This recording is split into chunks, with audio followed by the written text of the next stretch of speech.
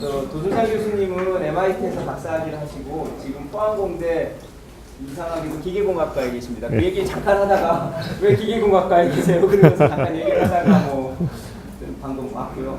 도 교수님이 워낙 그 온콜로지 쪽에 이뮤노 온콜로지 쪽에 워낙 좋은 페이퍼도 내시고 그다음에 리뷰를 워낙 잘해 주셨어요. 그래서 사실 구글링을 잘 해보시면 강좌가 3개가 있는 게 보일 겁니다. 그 중에 오늘은 이렇게 제목을 가지고 해주시는데 저도 이 분야를 비슷한 거를 하려고 지금 mRNA 백신을 개발하고 있고 그걸 이제 저기 우리 방에 앉아 있는 유선이가 드디어 캔서 백신을 해볼까 싶어서 지금 mRNA 백신 플랫폼으로 이런저런 일을 해보려고 진행을 하고 있습니다. 그래서 도 교수님이 오늘 세미나를 해주시는 건 아마 굉장히 잘 정리되어 있는 지금까지 전체 히스토리를 다 볼 수 있는 매우 좋은 강좌가 되실 거고요. 그다음에 이미 여러 군데서 되게 강의를 잘 해주셨습니다. 그래서 또 궁금한 게 있으시면 언제든지 질문을 해주시고 맞죠? 예. 그다음에 혹시 이쪽 분야로 나가고 싶은 학부생이 몇 명 보이는데 학부생들은 빨리 와서 도준상 교수님한테 내년도 TO를 빨리 찜하시고 그렇게 하시면 됩니다. 감사합니다. 교수님 잘 부탁드리겠습니다. 예, 감사합니다. 이렇게 초청해 주셔서 감사하고요. 또 덕분에 이렇게 가톨릭대 성심 캠퍼스에 처음으로 와봤습니다. 여러분들 아마 등하교하면서 운동을 좀 많이 하실 것 같은 그런 생각이 드는데 어쨌든 캠퍼스가 상당히 자연 속에 있어서 인상적이었고요. 그래서 이제 남재한 교수님이 말씀해 주신 대로 이제 사실은 제가 이제 어떤 이뮤노 온콜로지 관련된 자료를 좀 정리하고 있는데 오늘 말씀드릴 거는 거기서 이제 사이토톡식 림포사이트라고 하는 어떻게 보면은 축구로 보면은 약간 거의 그 스트라이커에 해당하는 그러니까 얘네들이 어떤 종류의 이뮤노테라피든지 어쨌든 간에 최종적으로는 이렇게 사이토톡식 림포사이트들이 가서 암세포를 죽이면서 이제 항암 면역 치료가 이제 최종 단계에 이르는 그런 면에서 이제 어떻게 보면 최종적인 이펙터 펑션을 하는 그런 셀들에 대해서 좀 말씀을 드리도록 하겠습니다. 그래서 일단 캔서 이뮤노테라피라고 하는 거의 개념에 대해서 일단 간단히 말씀을 드리면요. 캔서라고 하는 거는 많이들 아시겠지만은 기본적으로 유전자 변이에서 발생되는 질병이죠. 유전자 변이가 일어나면서 이제 세포가 어떤 조절되지 않은 증식을 하면서 이제 그 암이 발생하게 되는데 유전자 변이가 일어난다고 다 암이 발생하는 건 아닙니다. 우리 몸의 면역 시스템이 그런 어떤 변이를 인지하고 그런 문제가 있는 세포들을 살해할 수 있는 그런 기능을 가지고 있습니다. 그렇기 때문에 초창기에 어떤 암이 발생하더라도 암이 발생할 수 있는 어떤 세포들이 생기더라도 이제 그 면역 세포들이 와서 죽이기 때문에 우리가 건강한 그런 삶을 유지할 수 있는 거죠. 그렇지만 암도 이제 면역에 대해서 계속 이볼브를 합니다. 그래서 암도 면역을 회피하고 억제하면서 점점 더 발달을 하면서 최종적으로 암이 걸렸다는 거는 이제 면역이 더 이상 암을 컨트롤하지 못하는 그런 상태에 이르렀다는 걸 의미합니다. 그래서 이런 일련의 과정을 캔서 이뮤노 에디팅이라고 하고 개념적으로 생각하면 어떤 캔서와 이뮨의 밸런싱에서 이뮨이 더 강하다가 캔서가 더 강한 쪽으로 바뀌는 그런 거라고 볼 수 있습니다. 그러면 캔서 이뮤노테라피라고 하는 건 개념적으로는 이 과정을 반대로 돌려주는, 즉 이뮨을 올려서 이제 캔서를 치료하는 그런 거라고 볼 수 있겠죠. 그래서 이제 상당히 개념적으로는 간단한 것 같은데 사실 어떤 서양의 주류 학계에서는 이걸 받아들이는데 상당히 오랜 시간이 걸렸습니다. 왜냐하면 첫째로는 어떻게 그런 암에 대해서 면역 반응이 있을 수 있느냐. 그러니까 면역이라고 하는 건 원래 기본적으로 어떤 감염, 어떤 외부의 병원균에 대해서 우리 몸이 일으키는 그런 반응인데 암세포는 우리 자신의 어떤 변이 되긴 했지만 우리 자신의 세포인데 어떻게 그 면역 반응이 일어날 수 있느냐 그런 것부터 시작해가지고 과연 이런 어떤 면역 반응으로 암을 치료할 수 있느냐 이런 현실적인 문제까지 상당히 회의론적인 시각이 많았고요. 반면에 개념적으로 보면 저희는 약간 또 동양의학에 익숙하니까 되게 쉽게 받아들일 수 있는 부분도 있는 것 같습니다. 암이 생기면은 우리 많이들 얘기하죠. 면역력이 떨어지면 암이 생길 수 있고 면역을 높이면은 암을 치료할 수 있지 않을까 하면 개념적으로 한의학에서 얘기하는 것처럼 이렇게 약간 그런 느낌으로 받아들일 수도 있는데요. 사실은 그러면 이걸 어떤 식으로 구현했느냐 그게 사실은 가장 중요한 건데 거기서 이제 아주 고도의 그런 과학과 최첨단 과학들이 많이 동원되면서 이제 이런 어떤 캔서 이뮤노테라피라고 하는 것을 구현하는 것이 가능하게 되었습니다. 그래서 그 역사에 대해서 간단히 제가 이제 타임라인을 정리해 봤는데요. 좀 흥미로울 수 있는 거는 이제 콜리스톡신이라고 하는 걸 일반적으로 최초의 이뮤노세라피라고 얘기를 하는데 그 경우에는 이제 레디에이션 세라피 혹은 키모세라피, 키모세라피 아니면 이런 거보다 훨씬 더 먼저 시작됐다고 볼 수 있고요.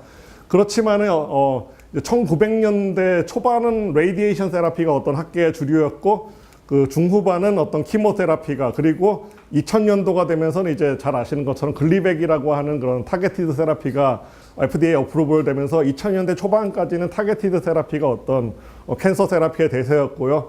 2010년도부터 이제 뭔가 아주 큰 브레이크스루들이 나오면서 본격적으로 캔서 이뮤노세라피가 되게 주목을 받게 되었습니다. 그렇기 때문에 어떻게 보면은 100년 이상의 역사를 가지고 있지만은 불과 10년도 안 돼 가지고 이제 상당히 주목을 받게 된 그런 거라고 볼 수 있죠. 상당히 그리고 타겟티드 세라피하고는 약간의 어떤 애증의 관계일 수가 있는 게 초창 이제 제대로 된 이뮤노세라피틱스들이 이제 2000년대에 막 여러 가지 시험을 하고 있을 때 사실 이때 대세가 타겟티드 세라피라서 이제 상당히 투자를 받는데 어려움이 있었다고 하고요. 지금은 그게 좀 반대적인 그런 상황이 되기도 한 거죠. 그래서 그 어떤 이뮤노세라피 아버지라고 불리우는 윌리엄 콜리라고 하는 분에 대해서 간단히 말씀을 드리면은 이분은 이제 1800년대 후반에 그 활동하던 그런 설전이었습니다. 그리고 이 당시에는 뭐 항생제가 대량 생산 나오기도 전에 그런 일이기 때문에 당시에는 뭐 그 수술을 하면은 또 감염이 많이 일어나고 이런 일들이 있었죠. 그런데 당시에는 정말 암이 걸리면은 수술을 통해서 어떤 암 조직을 제거하는 이상으로 별로 할 수 있는 게 없었다고 해요. 그래가지고 이분은 이제 수술을 하고 나서 환자가 낫기를 항상 바라는 마음으로 지켜봤는데 많은 경우에 예후가 좋지 않았죠. 그래서 이제 내가 그럼 뭘 더 할 수 있나 이런 고민을 많이 하다가 발견하게 된 것이 이제 어떤 그 감염이 일어나면은 어떤 환자의 경우에는 감염이 일어나면은 이제 암 세포가 암이 줄어들거나 암이 심지어는 치료가 되는 그런 것들을 보게 되었어요. 그래가지고 문헌 조사를 해보니까 실제로 그런 케이스들이 조금 발표가 된 걸 알게 되었고요. 그래서 콜리스톡신이라고 하는 걸 만들어냅니다. 그래서 처음에는 이제 어떤 라이브 박테리아를 직접 찔러 넣었는데 그거는 좀 위험하니까 이제 데드 박테리아. 어떻게 보면 백신의 형태인데 차이가 뭐예요?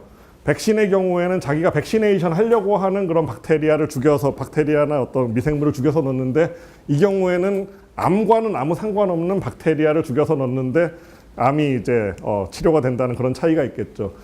그래서 이제 그런 걸 이제 하다 보니까 어떨 때는 치료가 잘 되고 어떨 때는 치료가 잘 안 되고 이제 결과가 뭐 항상 좋은 건 아니었지만 꼭 나쁘지도 않았던 것 같아요. 그런데 이제 주류학계 입장에서는 이거를 받아들일 수 없었던 이유가 이제 왜 그러냐, 첫째로. 왜 그러냐를 이해하지 못했죠. 당시에는 정말 그 어떤 이뮤놀로지도 정립이 많이 안 돼 있던 때라서.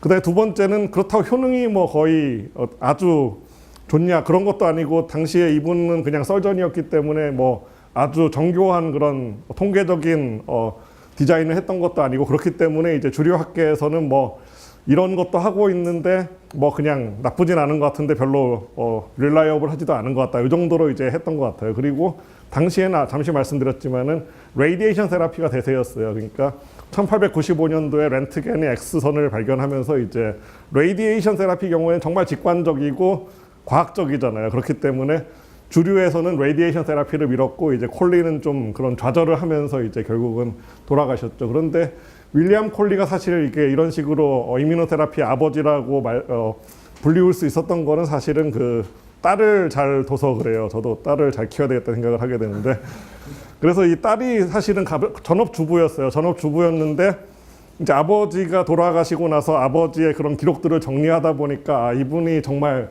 훌륭한 분인데 세상이 너무 몰라준 것 같다 이런 생각을 했던 것 같아요. 그래서 독학으로 이제 계속 뭐 의학, 뭐 온콜로지 뭐 이런 것들 공부해가지고 당시에 저명 인사들을 만나가지고 이제 이런 그 콜리스톡신이 정말 의미 있는 거다. 이걸 다시 리이벨리에이트 해야 된다. 이런 얘기를 계속했어요. 그러다가 이제 결국은 많은 고생 끝에 이제 캔서 리서치 인스티튜트라고 하는 거를 만들고 이게 어떻게 보면은 어떤 이뮤노 온콜로지의 그 암흑기 동안 되게 그런 연구, 기초 연구들을 지원할 수 있는 가장 중요한 그런 펀딩 소스 중에서 하나가 되었어요.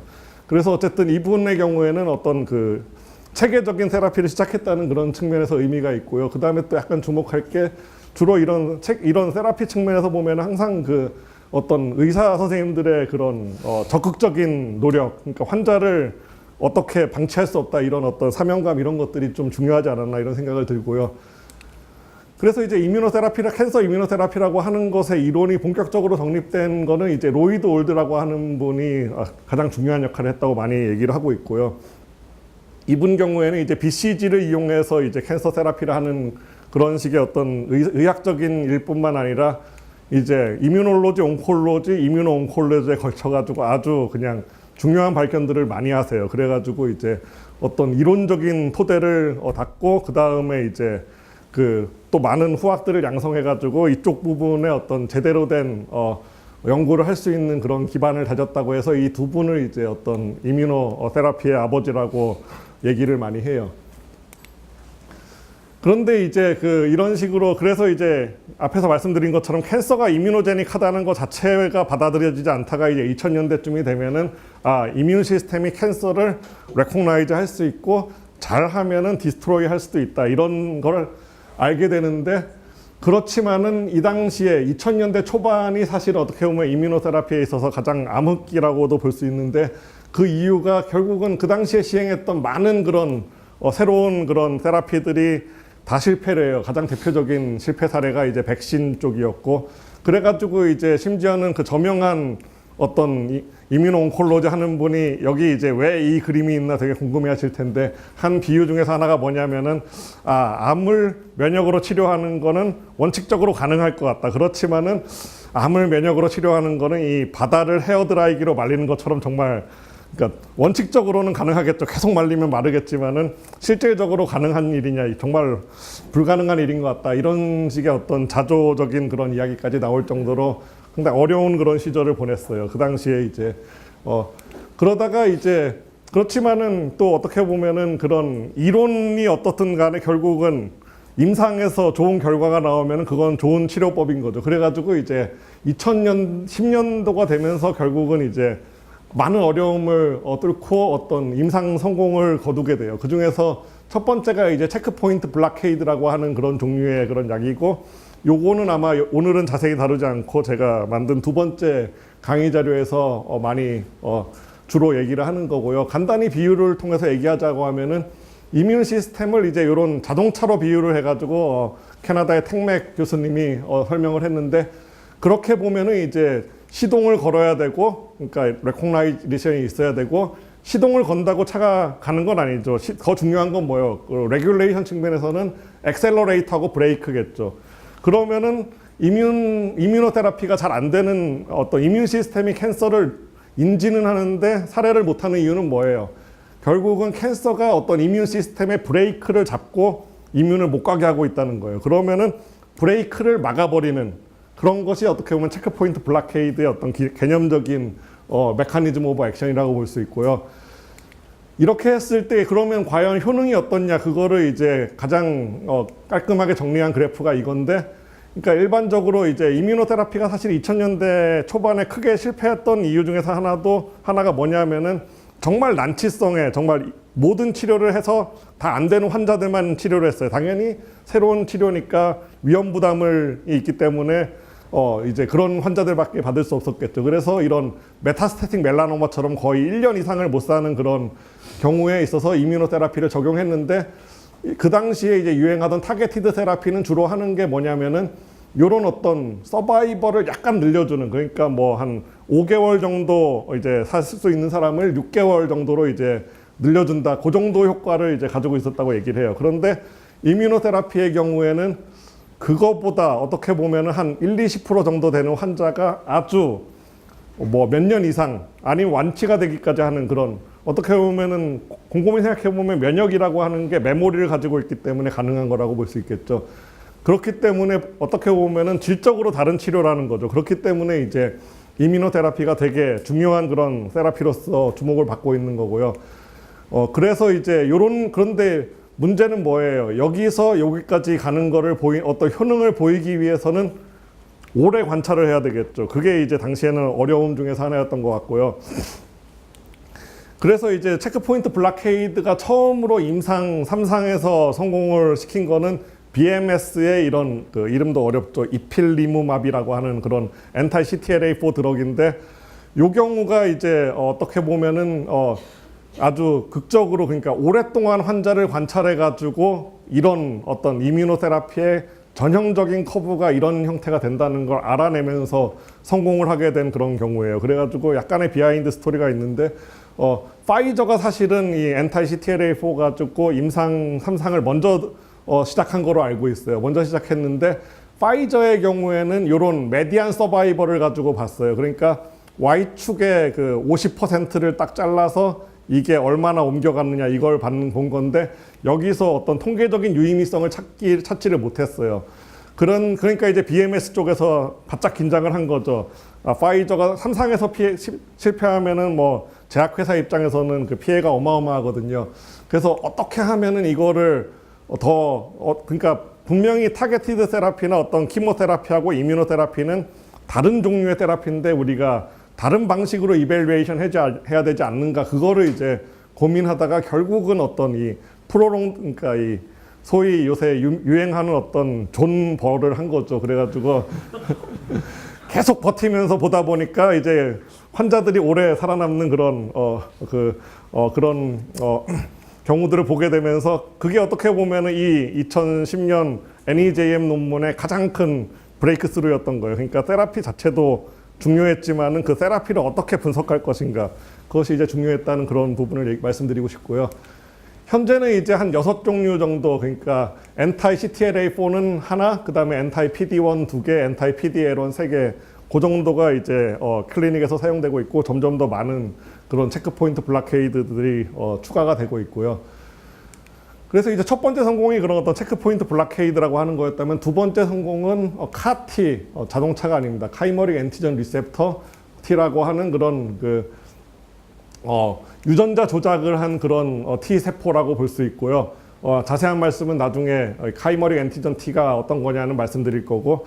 그래서 이런 걸 통해 가지고 이제 어떤 그 CD19이라고 하는 그런 B셀이 발현하는 그런 엔티전을 타겟으로 해서 B셀에서 유래하는 그런 류키미아나 림포마에 대한 어떤 카이머릭 엔티전 T셀을 사람들이 만들어서 2011년도 칼준의 그런 NEJM 페이퍼를 시작으로 해가지고 이제 어떤 임상 성공 사례들이 발표되기 시작했어요. 그런데 여기서 임상에서 거의 한 80% 전후에 걸치는 완치율을 보이면서 이게 엄청나게 주목을 받는 그런 치료가 되었고요. 그래서 사람들이 참 말을 잘 짓는 것 같은데 그래서 CD19 카 레이스라고 하는 게 이제 작년에 끝났는데요.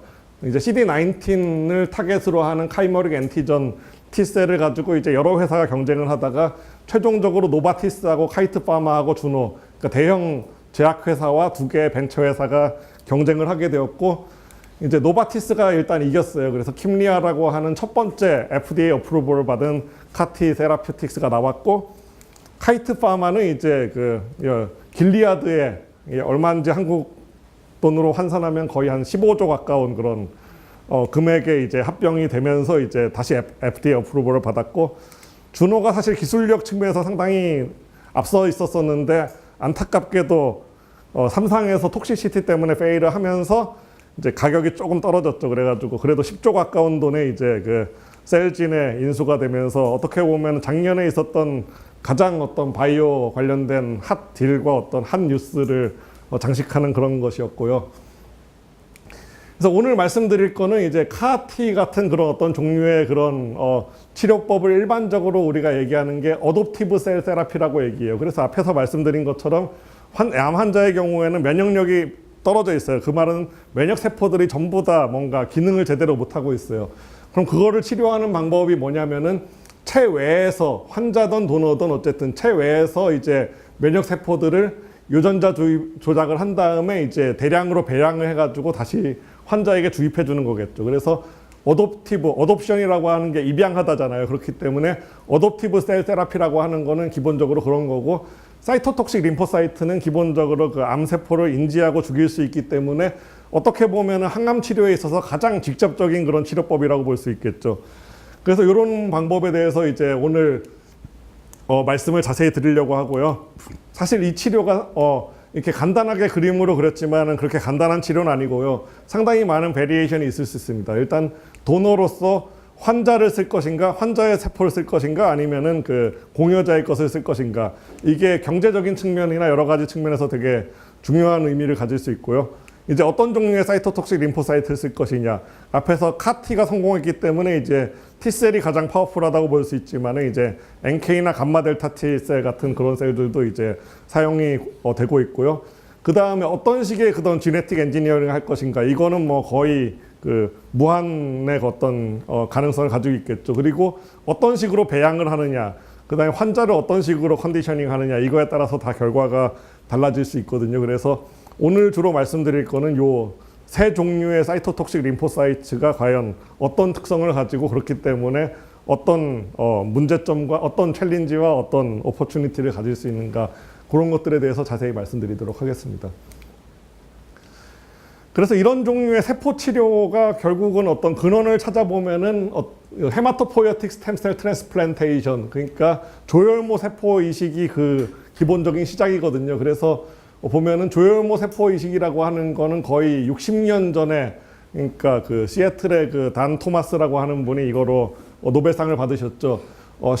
시작했고, 당시에는 어떤 다양한 그런 암 치료를 특히 이제 혈액암이었죠. 다양한 암 치료, 특히 방사선 치료나 이런 걸 받다 보면은 이제 그 혈액에 있는 그런 여러 가지 골수 세포가 망가지면서 이제 혈액이 제대로 형성되지 않고 이런 것들을 발견하면서 그러면 골수에 있는 세포를 이식하면은 그런 것들을 우리가 회복할 수 있지 않겠나. 약간 재생의학적인 관점에서 이제 시작했던 그런 치료인데 이게 이제 그 가지를 쳐가지고 사실 현재에 존재하는 모든 종류의 어떤 그 거의 모든 종류의 셀 테라피가 여기서 이제 파생됐다고 볼 수 있고요. 그래서 저도 이제 약간 이런 HSCT의 어떤 컨텍스트 하에서 이제 그 어떤 어댑티브 셀 트랜스퍼에 대해서 말씀을 드리겠습니다.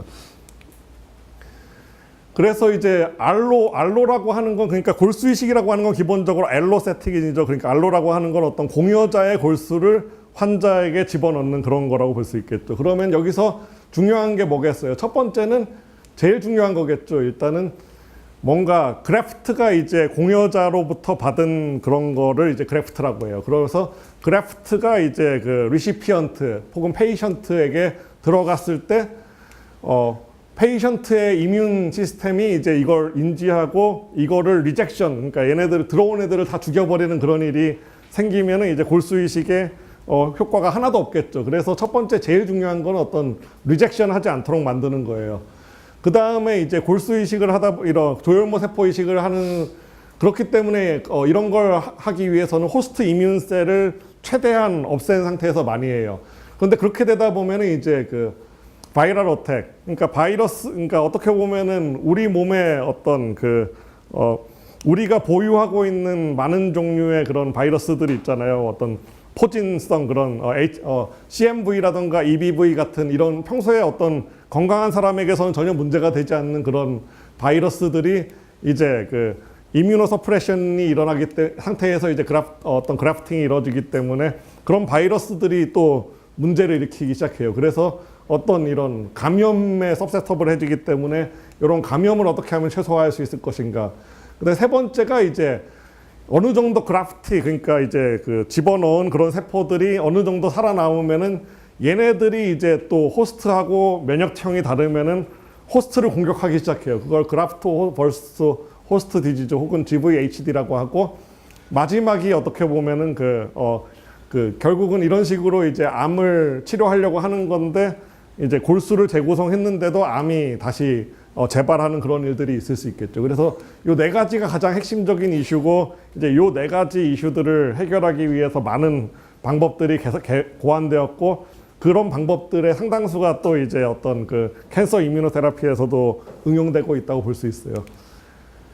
그래서 조혈모 세포 이식하면 일단 제일 중요한 게 뭐겠어요? 조혈모 세포겠죠. CD34를 발현하는 프로제니터 셀이고, 이 경우에는 상당히 그런 디퍼런시에이션 케이퍼빌리티가 크기 때문에 사실은 소수의 어떤 조혈모 세포만 있어도 전체 이뮨 시스템을 리컨스트럭션 할 수 있어요. 시간이 오래 걸리긴 하지만은.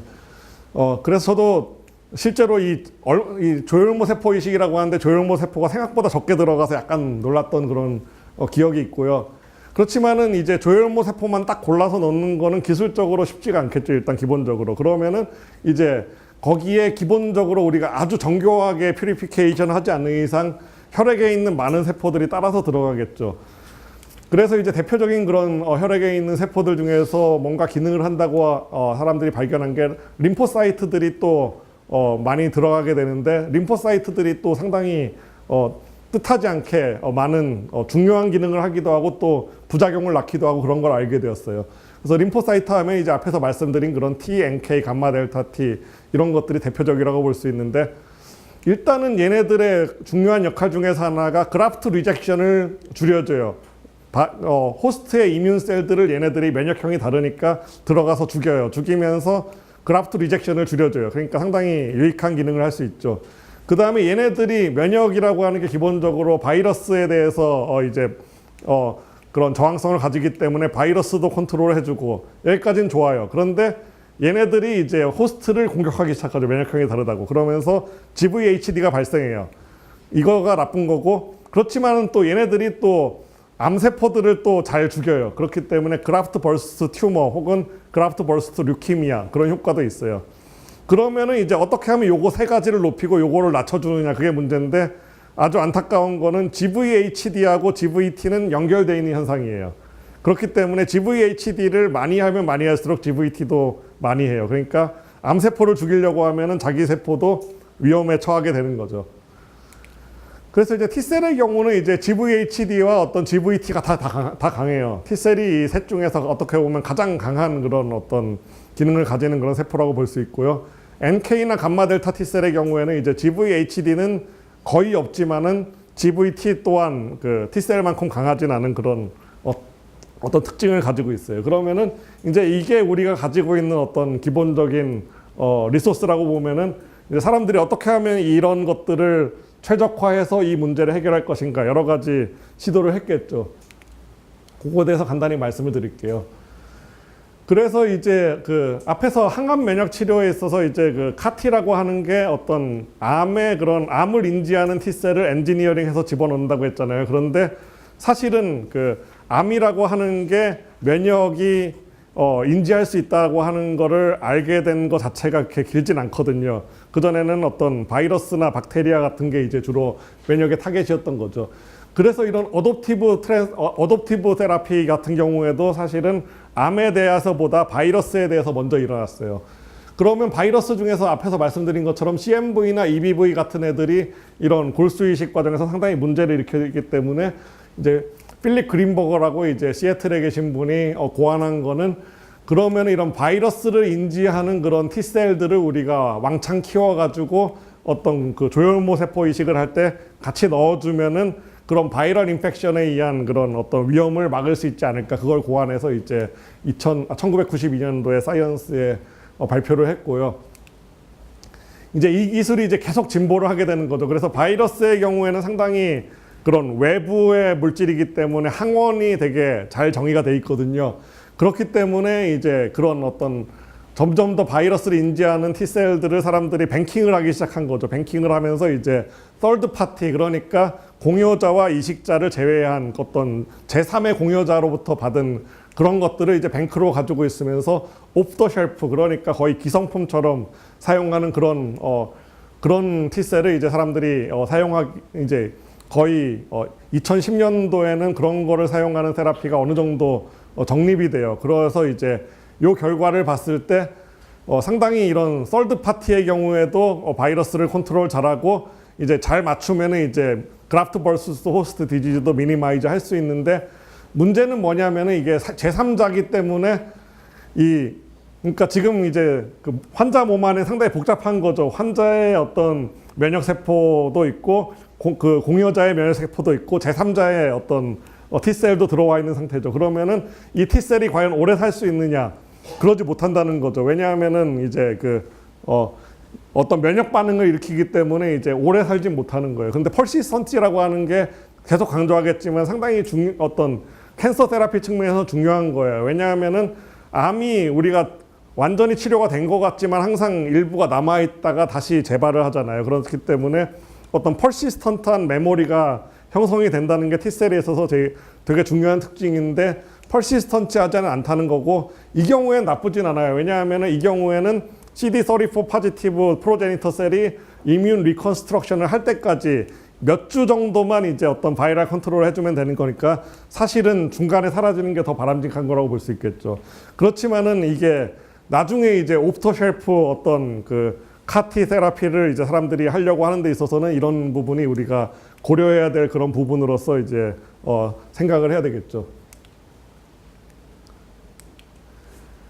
그래서 이제 어떻게 하면은 그라프트 버스 튜머를 맥시마이즈하고 그라프트 버스 호스트 디지즈를 미니마이즈 할 것인가 이게 어떤 현실적인 그런 문제고 되게 어떤 파인 튜닝을 해야 되는 거고 그래서 사람들이 했던 게 이제 도너 림포사이트 인퓨전이라고 하는 걸 해요. 그렇기 때문에 CD34는 집어넣고 거기다가 이제 그 림포사이트만 따로 이제 같이 이제 넣어주는 거죠.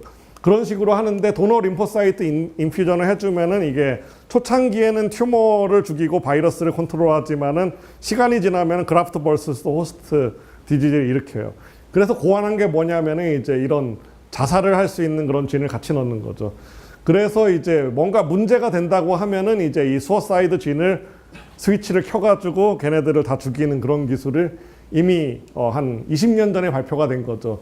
그래서 이제 이런 기술이 고안이 되었고 그 다음에 이제 또 그런 어떤 면역형이 잘 맞을 경우에는 T셀을 그래도 좀 T셀을 넣을 수가 있어요. 그런데 면역형이 잘 맞지 않을 경우에는 아예 T셀을 제외하고 제거하고 이제 하는 그런 방법들을 많이 하는데 그 과정에서 알게 된 게 내추럴 킬러 셀이라고 하는 또 다른 종류의 어떤 그 림포사이트의 경우에는 이런 알로 리액티브한 그런 세팅에서 도리어 더 활성이 높다. 이것도 복잡한 얘기지만은 어쨌든 이런 현상을 발견하게 되었어요. 그러면서 이제 어떻게 보면은 이제 그 NK 셀이나 다른 종류의 림포사이트들도 우리가 잘 활용하면은 그라프트 버서스 호스트 문제는 없애면서 이제 이 튜머 컨트롤을 좀 더 잘할 수 있지 않을까 이런 클루를 얻게 되었어요. 그러면 이제 우리가 가장 근본적인 질문이 뭐겠어요? 왜 T셀만이 이런 그라프트 버서스 호스트 디지즈를 일으키느냐? 이거를 이제 이해를 하면은 여러분들이 T셀 바이올로지의 상당 부분을 이해했다고 볼 수 있고요. 그래서 어떻게 보면 이런 어떤 이식의 역사는 정말 그 의학적으로 정말 그 어떤 잔혹사였던 것 같아요. 그러니까 거의 알려진 그런 사이언스가 최소한인 상황에서 이제 이식이 이루어졌던 건데 MHC라고 하는 걸 알기도 전부터 이미 이식을 했던 거예요. 어떻게 보면은 요새는 다 알고 있지만 면역형이라고 하는 게 메이저 히스토 컴패터빌리티 컴플렉스라고 하는 거에서 결정되고 사람의 경우에는 HLA 휴먼 류코사이트 엔티전이라고 하죠. 그래서 이제 이런 식으로 이제 부모에게서 이제 물려받은 그런 반반의 형질을 가지고 이제 발현이 되는데 그러다가 이제 이런 식의 이식을 하다 보니까 사람들이 어떤 경우에는 잘 되고 어떤 경우에는 잘 안 되는구나 그걸 알게 된 거예요. 그러면서 이제 그러면 이런 이식에 있어서 중요한 것이 무엇인가 그런 걸 찾다 보니까 이제 MHC 혹은 HLA가 이제 잘라고 하는 게 중요하다는 걸 알게 된 거죠. 그리고 이 HLA의 경우가 사람마다 상당히 다양해요. 다양하기 때문에 폴리몰픽하고 그렇기 때문에 이제 사람마다 상당히 다양하고 그렇기 때문에 이제 그 이식을 받는 데 있어서 도너를 구하는 게 쉽지가 않아요. 그러면 왜 이런 폴리몰피즘이라고 하는 게 중요하냐? 그게 당연히 이유가 있겠죠. 우리가 그럼 왜 중요하냐면은 이 HLA나 MHC의 기능을 알고나 보니까 이제 어떤 외부에 있거나 아니면 세포 내부에 있는 어떤 그 항원을 이제 그 세포 요 표면으로 제시하는 그런 역할을 MHC나 HLA가 하고 있어요. 그러니까 만약에 우리가 모두 같은 종류의 MHC를 가진다면 어떤 일이 생길 수 있냐면은 어떤 항원의 경우에는 우리가 절대로 제시할 수 없는 그런 어떤 펩타이드 항원이 존재할 수가 있는 거예요. 그러면은 전 인류가 완전히 멸종할 수 있는 그런 상황이 있을 수 있겠죠. 그러니까 이런 어떤 HLA 폴리몰피즘의 경우에는 어떤 그런 다이버시티를 통해 가지고 우리가 어떤 어떤 파퓰레이션 레벨에서 이제 서바이브 할 수 있는 그런 중요한 메커니즘이라고 볼 수 있고요. 그 다음에 이제 사람들이 알게 된 게 T셀이라고 하는 셀이 이런 그 MHC에 의해서 이렇게 프리젠테이션이 된 펩타이드 항원을 인지한다는 걸 알게 되었어요. 그런데 이제 역시 또 복잡한 얘기라서 자세한 얘기는 하지 않겠지만은 T셀이 주로 이제 그러니까 이게 다양한 종류의 그런 MHC가 사람마다 다른 그런 MHC 몰레큘이 있고 T셀의 경우에는 자기 호스트에서 발현하는 MHC에 이제 익숙해져 있어요. 그런데 다른 종류의 MHC를 가진 그런 세포들이 갑자기 들어오면은 상당한 부분의 T셀들이 굳이 펩타이드 MHC가 아니라 정확하게 일치하지 않더라도 그거에 대해서 반응을 하게 되는 거예요. 그게 어떻게 보면은 그라프트 버서스 호스트 디지즈의 어떤 시작점인 거죠. 그렇기 때문에 이제 어떤 그라프트 버서스 호스트 디지즈를 미니마이즈 하려고 하면은 어떤 HLA형을 최대한 맞춰가지고 이제 트랜스퍼를 해야 되는 그런 이제 제한점이 생기게 된 거죠. 그런 걸 이제 알게 된 거죠.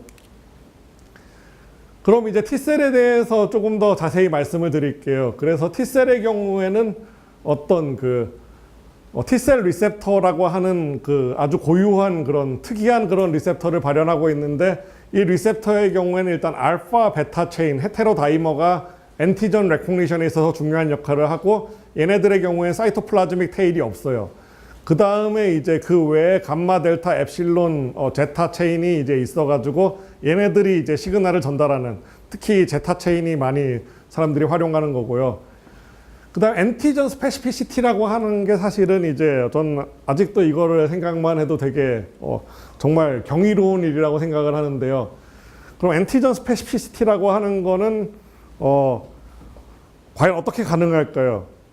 엔티전이라고 하는 게 어떤 종류의 외부에 엔티전이 있는지 우리가 알지 못하잖아요. 그러면은 그런 엔티전 스페시피티를 가지는 방법은 뭐겠어요? 많은 종류의 다양한 리셉터를 가지고 있는 수밖에 없겠죠. 어떤 엔티전이 존재할지 모르기 때문에. 그렇기 때문에 이제 이 다이버시티를 유지하기 위해서 T셀 리셉터의 어떤 엔티전을 레코그나이즈 하는 부분은 리콤비네이션에 의해서 만들어져요. 리콤비네이션에 의해서 만들어져 가지고 최대한 다이버스한 그런 어떤 시퀀스를 가지도록 하고 이제 그거에 사이머스에서 실렉션을 통해 가지고 우리 몸을 공격할 가능성이 많은 애들은 일단 제거를 하고 나가게 되는 거죠.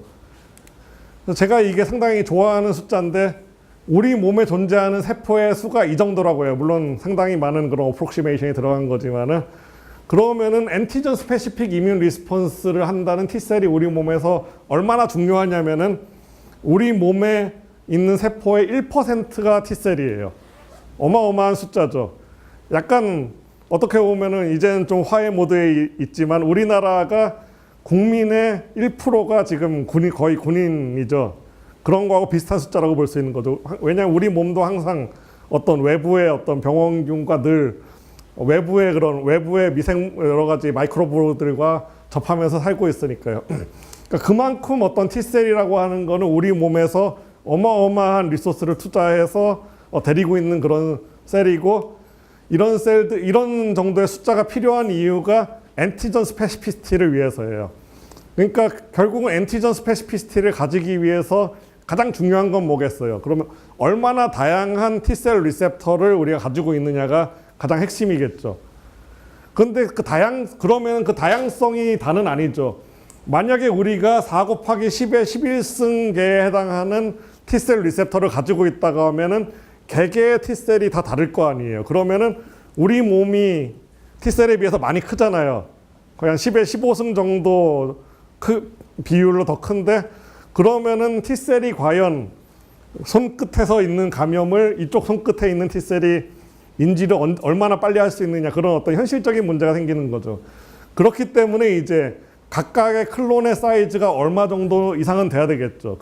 이것도 뭐 아주 러프한 에스티메이션인데 그래서 수백에서 수천 정도의 어떤 물론 T셀 리셉터마다 다르겠지만은 그런 정도라고 하고 그럼 요 숫자에 의해서 어떤 다이버시티에다가 각각의 클론의 어떤 크기를 곱하면은 전체 숫자가 나오겠죠. 그러니까 전체 리소스 내에서 얼마나 다양할 것인가와 그 다음에 그 각각의 클론을 어느 정도 사이즈로 유지할 것인가 이것이 이제 결정된다고 볼 수 있겠죠. 그래서 이제 이런 엔티전 스페시피시티가 이제 T셀의 중요한 특징이고 그걸 위해서 우리 몸이 어마어마하게 많은 리소스를 쏟고 있어요. 그런데 왜 그렇게 했어요? 엔티전 스페시피시티가 이제 그러니까 이제 클론 사이즈를 최대한 작게 하는 게 다이버시티를 늘릴 수 있겠지만은 클론 사이즈가 너무 작으면은 그 클론의 존재 자체가 의미가 없기 때문에 어떤 옵티멀한 클론 사이즈가 있을 거고 이제 그게 엔티전 스페시피티가 중요한 이유가 결국 앞에서 잠깐 얘기했지만은 이뮤노테라피가 장점을 가지는 가장 큰 이유는 이뮨 시스템이 메모리를 가지기 때문이에요. 메모리라고 하는 건 뭐예요? 일단 처음 반응은 약하지만은 다시 반응이 일어날 때는 훨씬 더 강하고 빠른 반응이 일어나는 거죠. 그렇기 때문에 만약에 어떤 암에 대한 메모리를 우리 몸의 면역 시스템이 가질 수 있다면은 암이 재발하더라도 알아서 치료를 계속 해줄 수 있겠죠. 그렇기 때문에 이제 필요한 거고 메모리를 위해서는 스페시피시티가 반드시 있어야 되는 거죠. 여러분들이 내가 뭐 몇 년 전에 어디선가 뭘 먹은 것 같다 이런 거를 메모리라고 하지 않죠. 메모리는 아주 스페시픽한 거죠. 내가 어제 누구하고 짜장면을 먹었다. 그런 게 메모리지 그런 베이그한 거는 메모리가 아니잖아요. 그렇기 때문에 스페시피시티가 있어야지만 메모리를 가질 수 있어요. 그리고 그런 메모리를 가지기 위해서는 이제 그렇죠. 메모리를 가지면서 또 다이버시티를 가져야 되기 때문에 이렇게 되는 거고요. 이런 다이버시티가 또 어떻게 보면은 어떤 T셀을 이용한 이뮤노테라피에 있어서 되게 큰 챌린지예요. 왜냐하면 이 중에서 극히 일부만이 암을 인지하는 T셀일 거거든요. 그럼 그걸 어떻게 우리가 찾아낼 것인가? 어마어마하게 어려운 일이겠죠. 그런데 사람들은 어마어마하게 어려운 일을 항상 해냅니다. 그래서 이제 튜머 앞에서 말씀드렸겠지만은 어댑티브 셀 테라피의 경우에는 튜머의 이제 암 치료에 먼저 사용된 게 아니라 바이러스 치료에 먼저 사용됐어요. 왜냐하면 바이러스의 경우에는 엔티전이 먼저 알려져 있었기 때문에. 그리고 드디어 1991년도가 되면서 튜머 엔티전을 사람들이 발견하기 시작해요. 그래서 튜머의 어떤 특정 어떤 프로틴들이 이제 T셀 반응을 일으킬 수 있다 이런 거를 이제 티어리 분이 처음에 사이언스에 발표하고 그 다음에 이제 후속 논문들이 계속 나오면서 이제 많은 종류의 그런 튜머 엔티전에 대한 정보도 우리가 알게 되었고요. 그래서 이제 한 10년쯤 후에 드디어 이제 암 치료도 이제 이런 어댑티브 셀 테라피를 이용해서 성공 사례가 발표가 되어요. 그래서 로젠버거 NIH의 로젠버거 그룹하고 이제 시애틀의 그린버거 그룹에서 이제 거의 동시에 사이언스하고 PNAS에 리포트를 하는데, 그러니까 여기서 보면 이제 암 환자로부터 이제 어쨌든 암 환자는 대체로 이제 항상 그런 건 아니지만 암 환자 중에서 상당 부분은 암을 인지할 수 있는 T셀을 가지고 있어요. 그렇기 때문에 로젠버거 박사의 경우에는 튜머 인필트레이티드 림포사이트, 그러니까 암 조직 내에 들어와 있는 그런 셀들을 분리해 가지고 걔네들을 이제 암세포하고 섞어서 키워요. 그러면은 반응하는 애들이 인터페론 감마를 만들겠죠. 그래서 그런 애들을 힘들게 찾아내 가지고 다시 익스펜전해서 집어넣어주고 이런 아주 어려운 그런 프로토콜을 정립을 해요. 그렇지만은 그래서 이제 엄청난 쾌거였죠. 이게 제가 박사학위를 시작할 무렵이었는데 정말 이런 암을 이런 환자에서 추출한 T셀로 치료할 수 있다는 건 엄청난 쾌거지만은 이제 튜머 스페시픽한 T셀을 얼마나 우리가 그러면은 루틴하게 제너레이션 할 수 있느냐, 그 부분에 있어서 이제 큰 허들에 부딪히게 되었죠. 그래서 어떤 경우에는 환자에서 이런 T리 익스펜전이 잘 되지만은 많은 경우에는 잘 되지가 않아요. 그래서 이제 이 테라피는 성공적이었지만 일반화되지는 못하고 이제 그거를 이제 조금 더 극복하기 위해서 로젠버거 박사 랩에서 이제 그러면은 이런 식으로 이제 암 세포를 인지하는 T셀을 우리가 찾아낼 수 있으면은 그 T셀의 T셀 리셉터를 클로닝 할 수 있겠죠. 그럼 클로닝한 T셀 리셉터를 다른 T셀에다가 집어넣으면은 이제 그 T셀은 그 T셀 리셉터를 발현할 수 있겠죠. 그래서 지네틱 엔지니어드 림포사이트를 이용하는 그런 캔서 세라피가 2006년도에 사이언스에 리포트가 돼요. 그러면서 이제 직접 환자로부터 어떤 암을 인지하는 T셀을 아이솔레이션 해야 되는 어려움이 조금 덜어진 거죠. 그렇지만 이 경우에도 역시나 HLA 타입이 매칭이 잘 되면은 좋지만은 그렇지 않으면은 쓸 수 없는 그런 한계점이 있어요. 그리고 같은 종류의 엔티전을 그러니까 어떤 암의 경우에는 엔티전이 환자마다 어느 정도 공통적인 것들이 있지만 또 상당히 다양한 엔티전들이 있을 수 있겠죠. 그렇기 때문에 역시 조금은 더 낫지만 일반화시키기에는 조금 어려움이 있는 그런 방법이 되었고요. 그래서 이제 카이머릭 엔티전 리셉터라고 하는 것이 되게 사람들에게 주목을 받게 되었어요. 왜냐하면은 T셀 리셉터의 경우에는 상당히 다이버시티를 가지고 있지만은 그렇기 때문에 어려워요. 정말 그 튜머 스페시픽한 T셀 리셉터를 아이솔레이션 하는 것도 어렵고 아이솔레이션 하더라도 그게 일반적으로 사용되긴 어려워요. HLA 타입이 맞아야 되니까.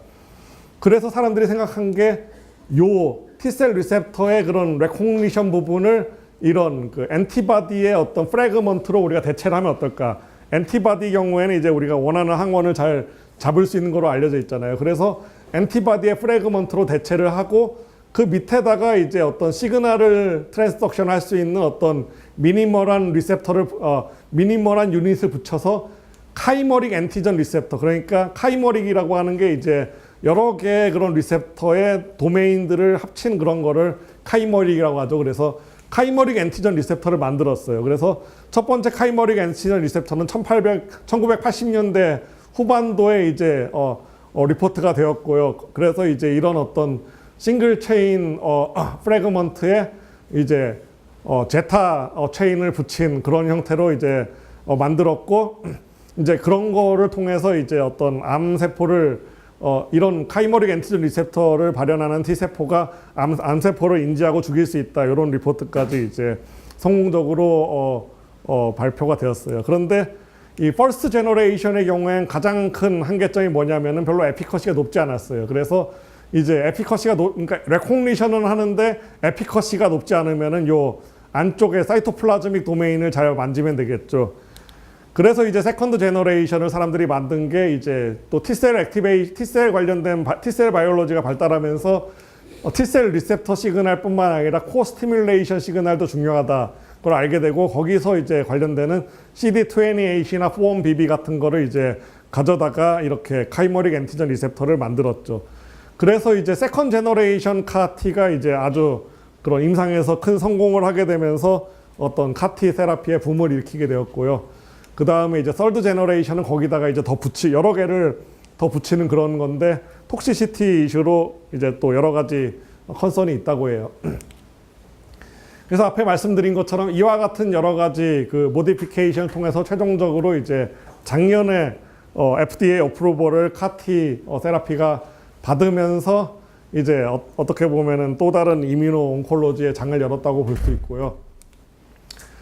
그래서 이런 측면에서 이제 어떻게 보면은 카티라고 하는 게 되게 프라미싱하고 또 어떻게 보면은 아주 그라운드 브레이킹한 그런 세라피긴 하지만은 또 그래서 처음에는 이제 사람들이 우리가 T셀로 정말 암을 거의 완치시킬 수 있다 이런 거에 많이 흥분하지만 항상 그렇죠.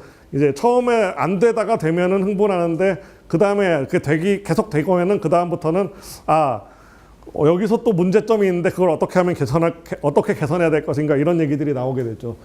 그래서 가장 큰 문제 중에서 하나는 톡시시티예요. 그래서 앞에서 잠깐 말씀드렸지만 주노 테라피틱스라고 하는 데가 기술적으로 상당히 앞서 있었지만은 결국은 FDA 3상에서 실패한 그런 이유가 환자들이 이제 많이 톡시시티 때문에 사망하면서 이제 그 톡시시티를 어떻게 극복할 것인가 이게 상당히 중요한 문제고요. 톡시시티 중에서 이제 예측 가능한 톡시시티가 있어요. 그건 어떤 거냐면 이게 이뮤노테라피의 경우에는 일반적으로 그 이뮨을 우리가 올려주는 거고, 그러면 이뮨이 올라가면은 생길 수 있는 가장 예측할 수 있는 문제는 오토이뮨 디지즈, 그러니까 면역이 이제 레귤레이션이 돼야 되는데 레귤레이션을 풀어주는 거기 때문에 반대로 면역 세포들이 우리 몸을 공격하는 그런 게 가능하겠죠. 그래서 오토이뮤니티라던가 아니면은 과도한 이뮨 액티베이션에 의한 사이토카인 릴리즈 신드롬 이런 것들이 이제 나타났어요. 이런 것들은 이제 엔타이 IL6나 뭐 아니면 IL1 뭐 이런 것들을 통해서 이제 엔타이 인플레메토리한 그런 드럭들은 많으니까 그런 거로 이제 어느 정도 핸들을 하고 있다고 알고 있고요. 물론 아직 많이 개선이 돼야 되는 거, 이제 프로토콜화 되는 걸로 알고 있지만, 그렇지만 좀 뜻밖으로 생긴 어떤 아직까지 원인을 잘 모르는 것이 어떤 뉴로톡시시티가 또 많이 발견이 된다고 해요. 그래가지고 이 부분은 이제 조금 더 메커니즘 측면에서 우리가 이해를 해야지 이거를 해결할 수 있지 않을까 이런 얘기들이 나오고 있고요. 어쨌든 간에 이런 톡시시티를 극복하는 게 이제 상당히 또 큰 문제로 얘기가 되고 있고요. 그 다음에 CD19는 이제 B셀이 발현하는 그런 엔티전인데 그 경우에는 주로 류키미아나 림포마, 그러니까 주로 혈액암 계열에서 우리가 성공한 거죠. 그리고 혈액암 경우에는 이제 주로 어떤 사이토톡식 림포사이트가 암을 바로 액세스할 수 있어요. 그렇지만 고형암의 경우에는 상당히 그런 복잡한 그런 튜머 마이크로 인바이러먼트를 형성하고 튜머 마이크로 인바이러먼트 내에 이제 이뮤노 서프레션이 상당히 또 큰 문제가 큰 이슈죠. 그렇기 때문에 어떻게 하면은 이제 어떤 이런 이뮤 서프레션을 우리가 또 잘 극복할 수 있느냐 이런 것들이 이제 T셀 뿐만 아니라 모든 사이토톡식 림포사이트 세라피에서 중요한 문제가 되고 있고요. 항상 챌린지가 있으면 그런 챌린지를 이제 우리가 해결할 수 있다면 그게 오퍼추니티가 되는 거죠. 그래서 이제 이런 것들을 해결하기 위해서 사람들이 하고 있는 그런 접근 방법을 좀 총체적으로 정리해서 얘기하면은 신세릭 바이올로지라고 하는 어떤 또 새로운 그런 학문의 흐름이 이쪽으로 많이 적용이 되고 있어요. 그래서 신세릭 바이올로지라고 하는 건 우리가 이제 세포의 기능을 다양한 그런 차원에서 어떤 원하는 지네틱 서킷을 넣어서 레귤레이션 할 수 있다는 그런 개념이고요. 그래서 웬델림이 이제 가장 파이오니어인데 T셀 세라피 쪽에서는 그래서 이제 T셀에 이런 많은 그런 중요한 기능들이 있고 이런 것들을 이제 어떻게 하면 우리가 잘 레귤레이션 할 수 있을 것인가 이런 식으로 이제 이 사람이 이제 잘 그런 유전자 서킷을 디자인해서 집어넣어서 이제 이제 T셀을 원하는 곳으로 보내서 이제 그런 이뮤노 서프레션도 극복하고 최종적으로 T셀이 톡식하면은 T셀을 우리가 원하는데 죽일 수까지 있도록 거의 이제 T셀을 로봇처럼 조정할 수 있는 그런 리모트 컨트롤 할 수 있는 시스템을 제안하고 있고요. 근데 개인적으로 제가 T셀을 좋아하는 입장에서 이런 그림을 보면 약간은 좀 이렇게 마음이 상하는데 T셀이 상당히 똑똑하고 알아서 잘하는 애인데 이렇게까지 다 조작을 해야 되나 이런 여러분도 열심히 하려고 하는데 자꾸 시키면 또 짜증도 나고 그러잖아요. 그래가지고 약간 그 T셀 바이올로지를 공부하는 사람 입장에서는 이런 것들을 다 해야 되나 이런 생각도 들긴 하지만 어쨌든 뭐 이렇게 하면은 쿨해 보이죠. 뭐 그 다음에 이제 그렇지만 여기서 이제 제가 가장 걱정되는 부분은 뭐냐면은 이게 엔지니어링을 한다는 거는 결국은 어떤 외부의 물질을 집어넣는다는 거거든요. 그럼 외부의 물질을 집어넣다 보면 결국은 그러니까 가장 중요한 거는 리젝션이 일어나지 않는 거예요. 호스트에 그래프팅이 돼가지고 메모리를 형성해야지 결국은 이뮤노테라피는 완성이 되는 거거든요. 그런데 이게 집어넣은 그런 셀이 이뮤노제닉해질 수가 있을 것 같아요. 그렇기 때문에 이런 식의 어떤 신세릭 바이올로지 어프로치를 할 때는 항상 이뮤노제니시티를 최종적으로는 염두에 두고 해야 되지 않나. 물론 처음에는 어떻게 하면 잘 컨트롤하는가가 더 중요하겠지만 그런 생각을 하고요. 그 다음에 이제 파이낸셜 톡시시티, 이게 예전에 그 페이스북에서 이정규 대표님이라고 하는 분이 쓴 용어인데 상당히 재밌어서 가져왔고요. 그러니까 이 카티 세라피가 이제 그 성공하면서 정말 또 의료 시스템에까지 영향을 미칠 정도로 이게 큰 임팩을 가져왔는데요. 한 번 치료하는데 거의 사이클을 치료하는데 거의 한 5억 정도가 든다고 해요. 그러면 이제 과연 그런 이뮤노테라피가 일반적으로 다 비쌉니다. 앞에서 얘기한 체크포인트 블락케이드도 거의 뭐 1억 가까이 돈이 들고요. 그렇기 때문에 이런 재정 부담을 어떻게 해야 될 것인가. 그러면은 재정을 개인이 부담할 수 없으니까 이제 보험 이슈까지 된 거죠. 보험사가 과연 어떻게 그걸 책임질 것인가. 그래서 영국에서는 이걸 우린 받아들일 수 없다 해가지고 아직 치료의 도입 자체를 이제 보류하고 있다고 하고요. 그런 식으로 이제 상당히 또 사회적인 그런 문제로까지 이어지고 있는데 이런 가격적인 측면에서 그러면 어떻게 하면은 그 가격을 낮출 것인가 그것도 이제 하나의 오퍼추니티로서 이제 작용할 수 있겠죠. 왜냐하면은 항상 처음에는 되는가 안 되는가 중요하지만은 되고 나면 그 다음부터는 이제 우리가 많이 또 할 수 있잖아요. 그래서 이제 나오고 많이들 하고 있는 게 오프 더 쉘프 어프로치. 그러니까 어떻게 하면은 이거를 이제 지금은 환자에게 뽑아가지고 엔지니어링해서 이제 증식을 해서 집어넣어줘요. 그러니까 시간도 오래 걸리고 비용도 많이 들죠. 그런데 만약에 우리가 공여자, 아주 건강한 공여자로부터 받아서 그걸 사용할 수 있다면은 훨씬 더 가격을 떨어뜨릴 수 있겠죠. 그런데 문제는 공여자의 경우에는 면역형이 일치할 가능성이 많지가 않아요. 그렇기 때문에 이제 단순히 T셀 카이머릭 엔티전 리셉터를 넣는 게 아니라 이것저것 없애야 될 것들이 많아요. 그래서 이제 그라프트 버스트 호스트 디지즈를 최소화하는 것도 중요하지만은 결국은 이뮤노제니시티, 그러니까 이 오프더 쉘프로 만드는 것이 리젝션 되는 거를 최소화하는 방법이 무엇이냐, 그런 것들이 이제 얘기가 되고 있고, 만약에 그런 식의 어떤 리젝션이 일어난다고 하면은 에피커시, 그러니까 계속 강조하지만은 T셀이 에피커시가 높은 거는 암세포를 잘 죽이는 것도 중요하지만은 메모리를 형성해서 우리 몸에 오래 있기 때문이에요. 그렇기 때문에 이제 에피커시가 만약 퍼시스턴시가 떨어지면 에피커시 또한 떨어지고 그게 레커를 증가시킬 수 있는 요인이 될 수 있겠죠. 그래서 이런 부분들을 고려해서 이제 많은 노력들이 이루어지고 있고요. 그 다음에 이게 올해 네이처에 발표된 아주 놀라운 논문인데, 그래서 이제 칼 준이라고 하는 분이 이제 노바티스와 같이 한 그것이 이제 결국 최종적으로 가장 먼저 FDA 어프로벌을 받았는데, 칼 준이라고 하는 분이 대단한 사이언티스트라고 느껴지는 거는 이제 성공했다고 그냥 거기서 끝나는 게 아니라 성공 사례들을 이제 모아서 계속 분석을 하는 거예요. 분석을 하다 보니까 상당히 재미있는 그런 현상들을 많이 발견했고요. 지금 카티 세라피에서 문제로 지적되는 것 중에서 하나가 이제 T셀에다가 진을 집어넣으려고 하면은 바이럴 벡터를 써야 돼요. 그럼 바이럴 벡터를 쓰면은 문제가 그게 인설션이 어디로 될지 몰라요. 그렇기 때문에 뭔가 문제가 생길 소지가 많죠. 그렇기 때문에 이제 크리스퍼 캐스 기술을 써가지고 조금 더 정교하게 인설션을 해야 된다, 이런 얘기도 나오고 있는데, 이 경우에는 그런 어떤 그 부작용이 가져온 또 뜻하지 않은 발견에 해당하는 거죠. 그래서 이제 뜻하지 않게 인설션을 하면서 태투라고 하는 진을 딜리션을 시켜버렸어요.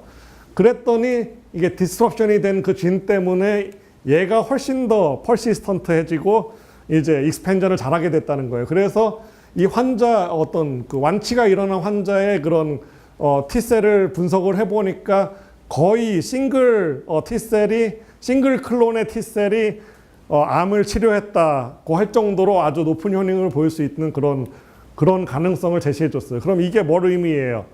결국은 그 생산 단가에서 이제 뭐 기술 5억이라고 하는 데서 많은 부분이 기술 개발비겠지만은 생산 비용도 무시할 수 없겠죠. 그러면 생산 비용에서 가장 큰 게 뭐겠어요?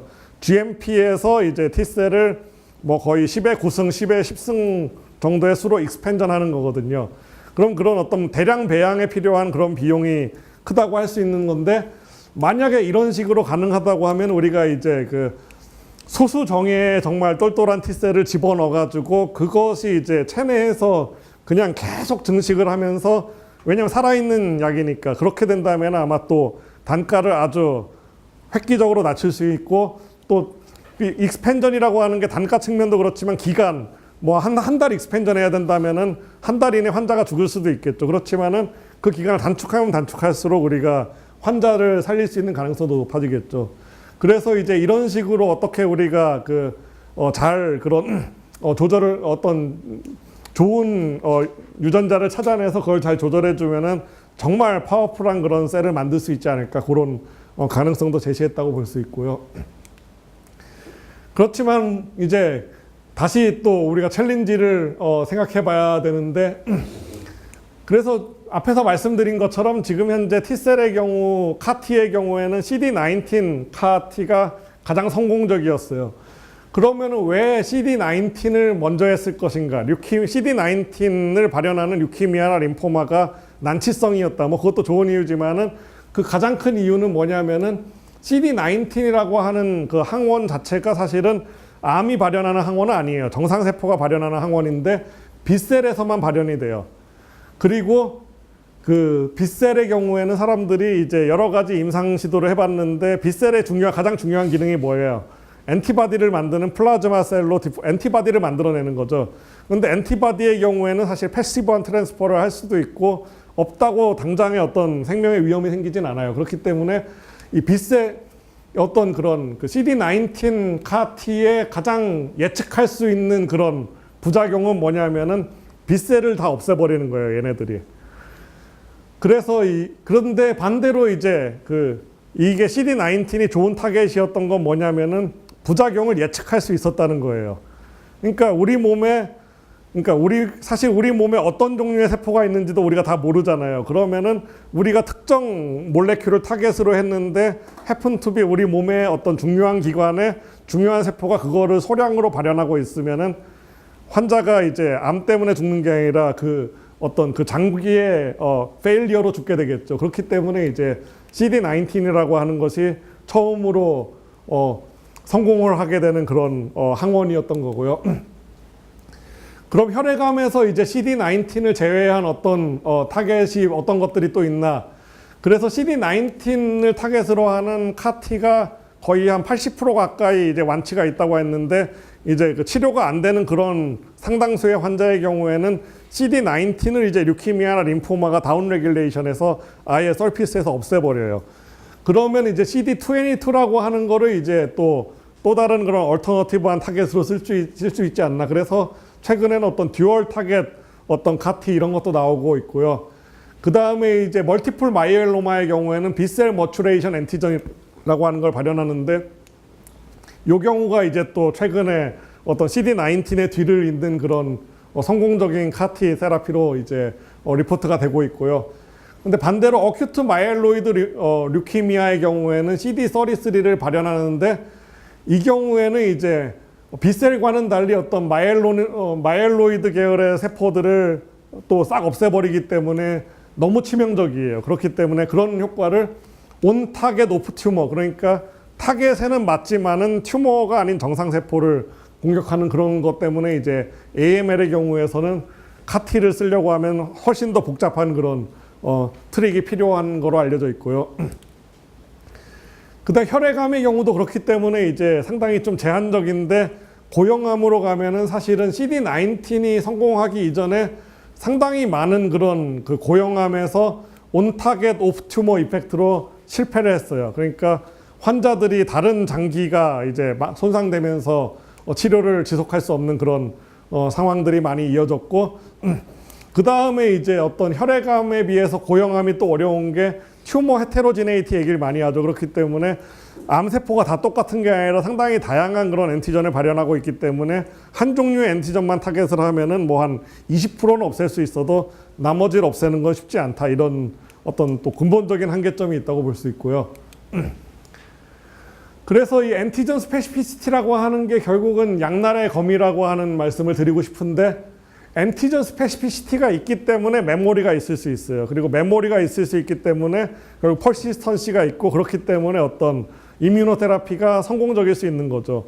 레커까지 이제 어느 정도 막을 수 있는 그런 거가 되는데 그게 또 반대로 튜머가 엔티전을 잃어버리면은 이제 T셀이 무기력해지는 그런 어떤 릴랩스의 어떤 원인이 되기도 하고요. 그 다음에 가장 큰 문제는 뭐냐면 이런 정말 좋은 엔티전을 찾아내는 게 어렵다는 거예요. 튜머만 발현하는 엔티전이 과연 튜머만 발현하면서 그걸 T셀이 인지할 수 있는 엔티전을 과연 우리가 어떻게 찾아낼 것인가, 그게 상당히 근본적인 그런 질문이라고 볼 수 있죠. 그리고 그런 걸 찾아내더라도 솔리드 튜머에서 과연 20%만 죽이는 거로 충분할 것인가, 그런 또 다른 어떤 튜머 헤테로지네이티에 있어서 이제 한계가 생길 수 있겠죠. 그래서 이제 칼 준하고 이제 마이클 세덜라인이 올해 쓴 NEJM에 쓴 리뷰를 보면은 이제 CAR-T가 들어가서 튜머를 죽이는 거에서 끝이 안 나요. 사실 더 중요한 게 뭐냐면은 튜머를 죽이면은 튜머가 엔티전을 릴리즈하죠. 그러면서 이게 이제 엔티전 프리젠팅 셀이 발현을 하면서 최종적으로 어떤 호스트에 있는 그런 엔도지니어스한 T셀, 즉 10의 8승에서 9승에 가까운 그런 어떤 다이버시티를 가지는 다른 어떤 T셀의 리스폰스를 이끌어내는 게 궁극적으로는 필요하지 않을까, 이런 식으로 이제 제안을 하고 있어요. 이런 걸 하려면 이제 역시 남재환 교수님이 관심이 있는 어떤 이네이트 이뮤니티 혹은 백신 쪽에서 이제 또 뭔가 브레이크스루가 나와야 될 그런 가능성이 많을 거고요. 그렇지만 그거는 또 이제 우리가 가야 될 그런 길 중에 하나고요. 그래서 정리를 하자면 이제 상당히 파워풀하지만은 또 파워풀하기 때문에 또 너무 스페시픽하고 뭔가 제너럴라이즈된 그런 방법, 어떤 제너럴한 그런 T셀이라는 게 존재하기는 어려워요. 그래서 그게 어떻게 보면은 T셀 테라피가 직면하고 있는 가장 큰 펀더먼털한 그런 어떤 챌린지라고 생각이 되고요. 항상 그 이웃의 챌린지는 우리의 기회가 되는 거죠. 그렇기 때문에 이런 어떤 그 T셀이 가지고 있는 챌린지가 또 NK나 감마 델타 T셀에 있어서는 좋은 기회가 되고 있는 것 같아요. 그래서 이제 NK나 감마 델타에 대해서 이제 간단하게 남은 시간 동안 말씀을 드릴 텐데, NK셀이나 감마 델타 T셀의 어떤 기능을 이해하는 데 있어서 중요한 그런 역할을 했던 게 이런 해플로 아이덴티컬 HSCT라고 하는 거예요. 그래서 앞에서 말씀드렸지만은 조혈모 세포 이식을 위해서는 면역형이 일치돼야 돼요. 면역형이 일치되지 않으면은 T셀이 이제 그라프트 버스트 호스트 디지즈를 심각하게 일으키고 그 전에 리젝션이 일어날 수도 있겠죠.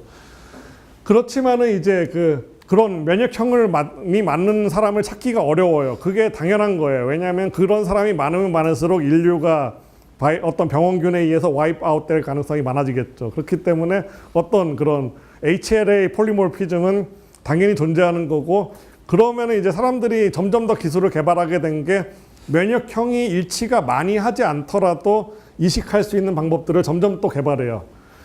그래서 이제 가장 요새 유행하고 있는 그런 방법 중에서 하나가 해플로 아이덴티컬, 그러니까 즉 반만 일치하는 그런 경우에 하는 건데, 반이 일치하는 사람은 정말 찾기 싫어요. 왜냐하면 부모 자식은 무조건 반이 일치하죠. 반반 물려받으니까.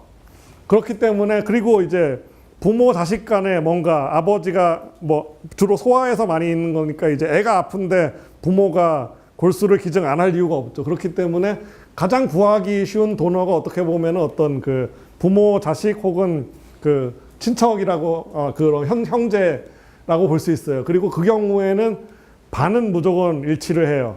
그래서 이런 반이 일치하는 상황에서 하는 그런 조혈모 세포 이식이 상당히 빈번하게 이루어지고 있고요.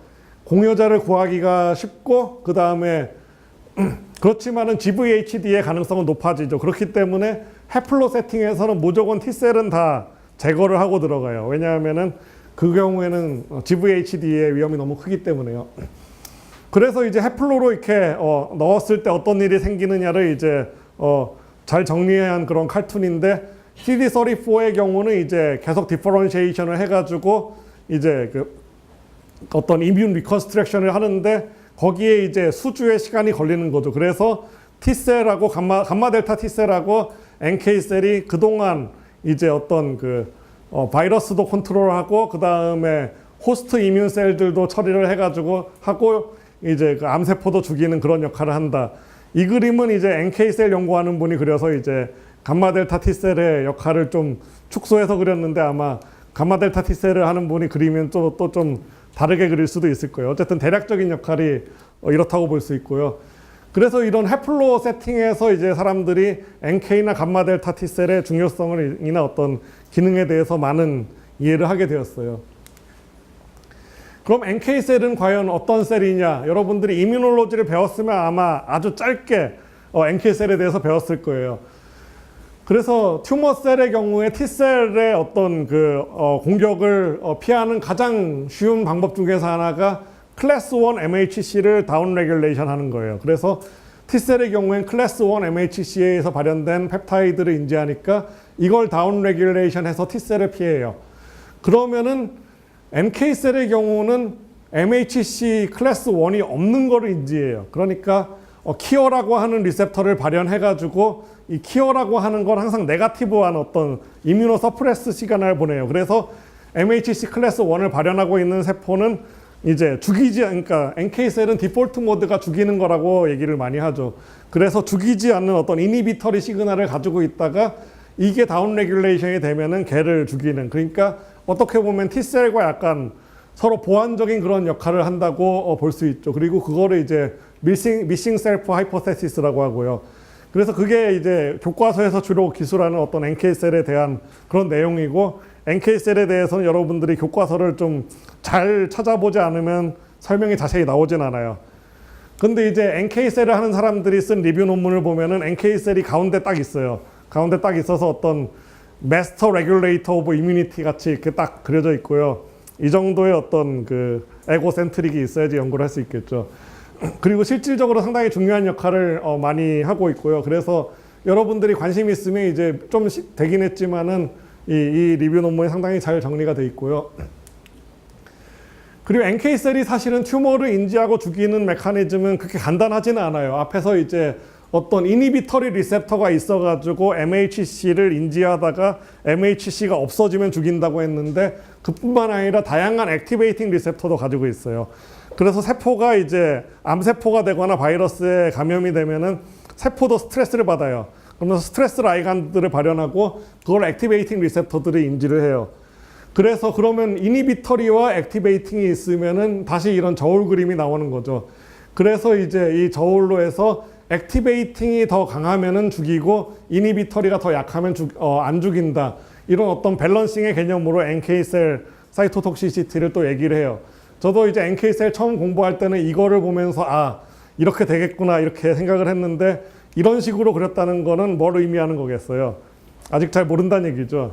그러니까 죽이긴 어떤 식으로든지 죽이긴 죽이고 뭔가 죽이는 건 이유가 있는 것 같은데 정확하게 이게 어떤 식으로 인테그레이션 되는가는 완전히 이해하지 못하고 있고요. 그렇지만은 개념적으로는 이런 식으로 이제 어떤 클래스 1 MHC를 다운 레귤레이션 하거나 액티베이팅 리셉터를 많이 발현하면은 이제 NK셀이 죽인다. 이 정도로 이해를 하시면 될 것 같고요.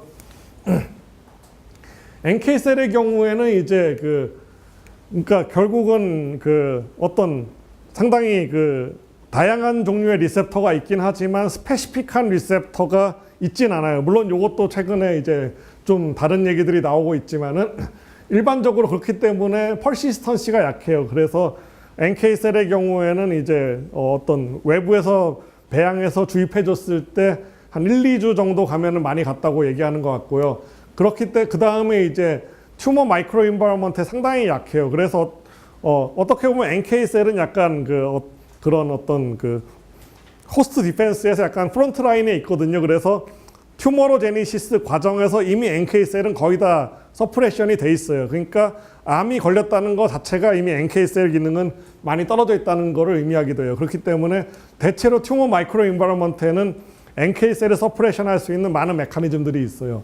그렇기 때문에 이런 것들을 어떻게 극복하느냐가 이제 문제이고, 그렇지만은 이제 장점은 톡시시티가 낮아요.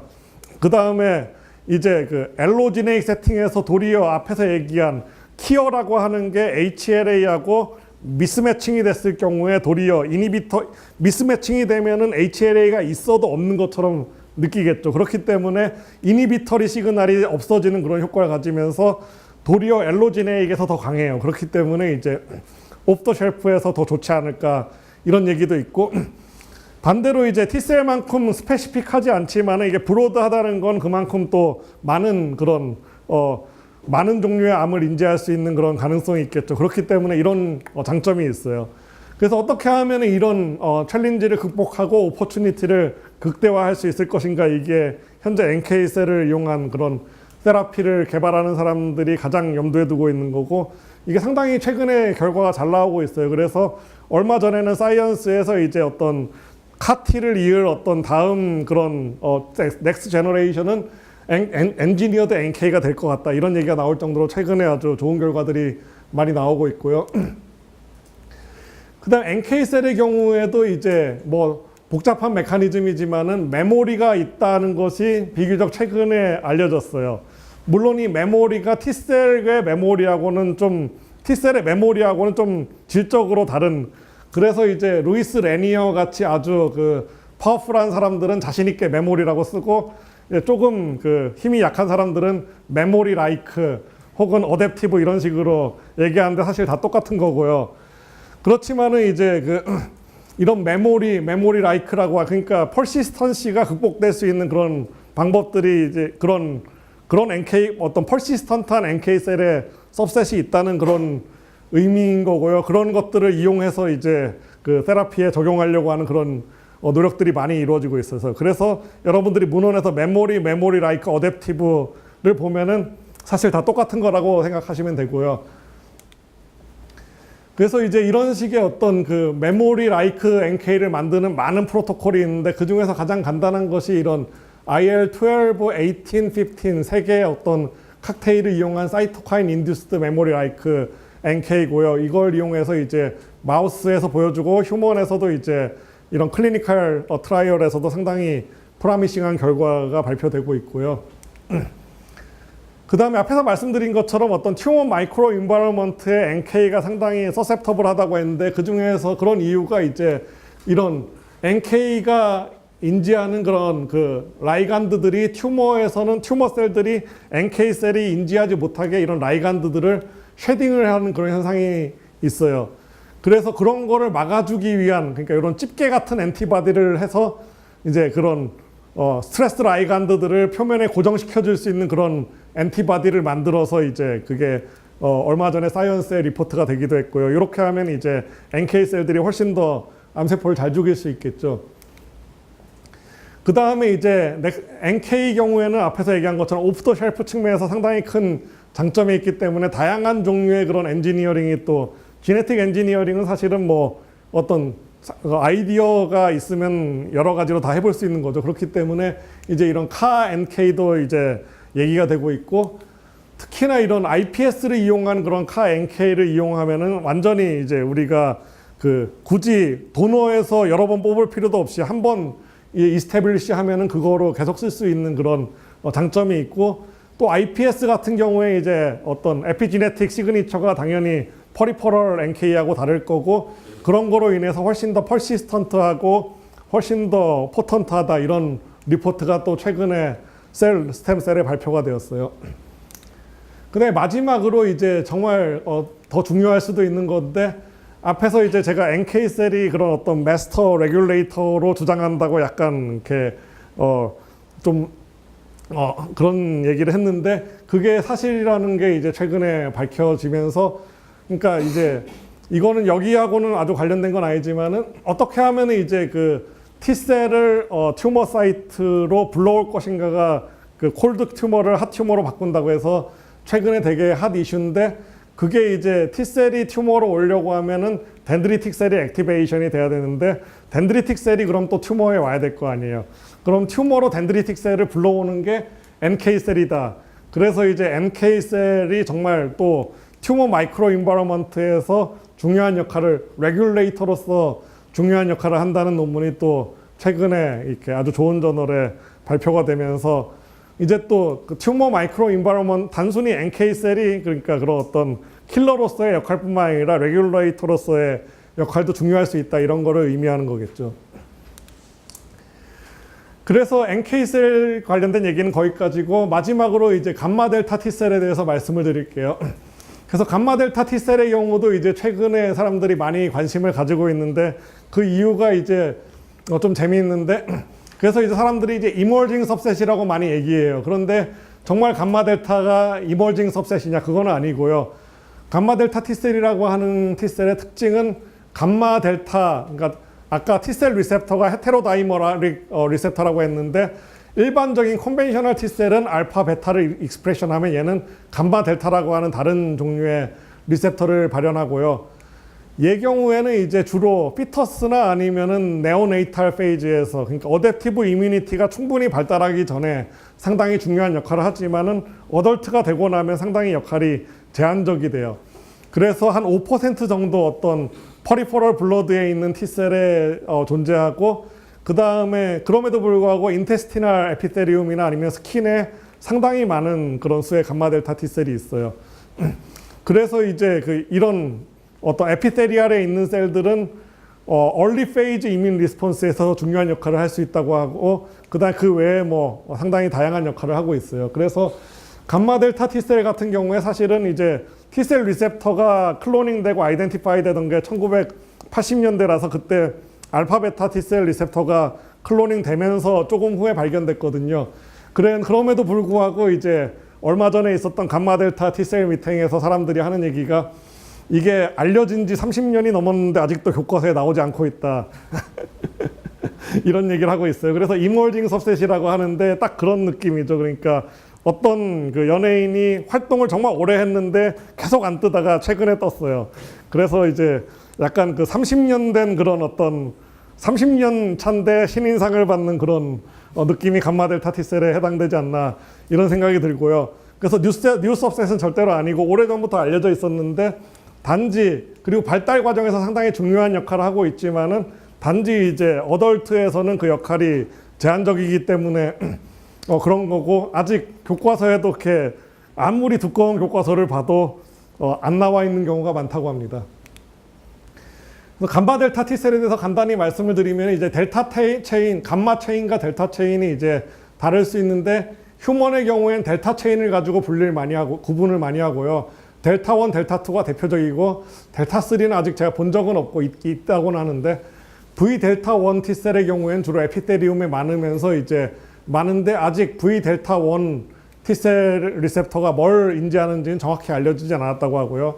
대신 이제 감마 델타 2 T셀의 경우에는 대부분이 이제 V 감마 9 체인하고 연동이 돼 있는데 퍼리퍼럴 블러드의 거의 과반수 이상이 이 सब셋이라고 볼 수 있고 포스포 엔티전이라고 하는 캔서 셀이 발현하는 포스포 엔티전을 인지한다고 알려져 있습니다.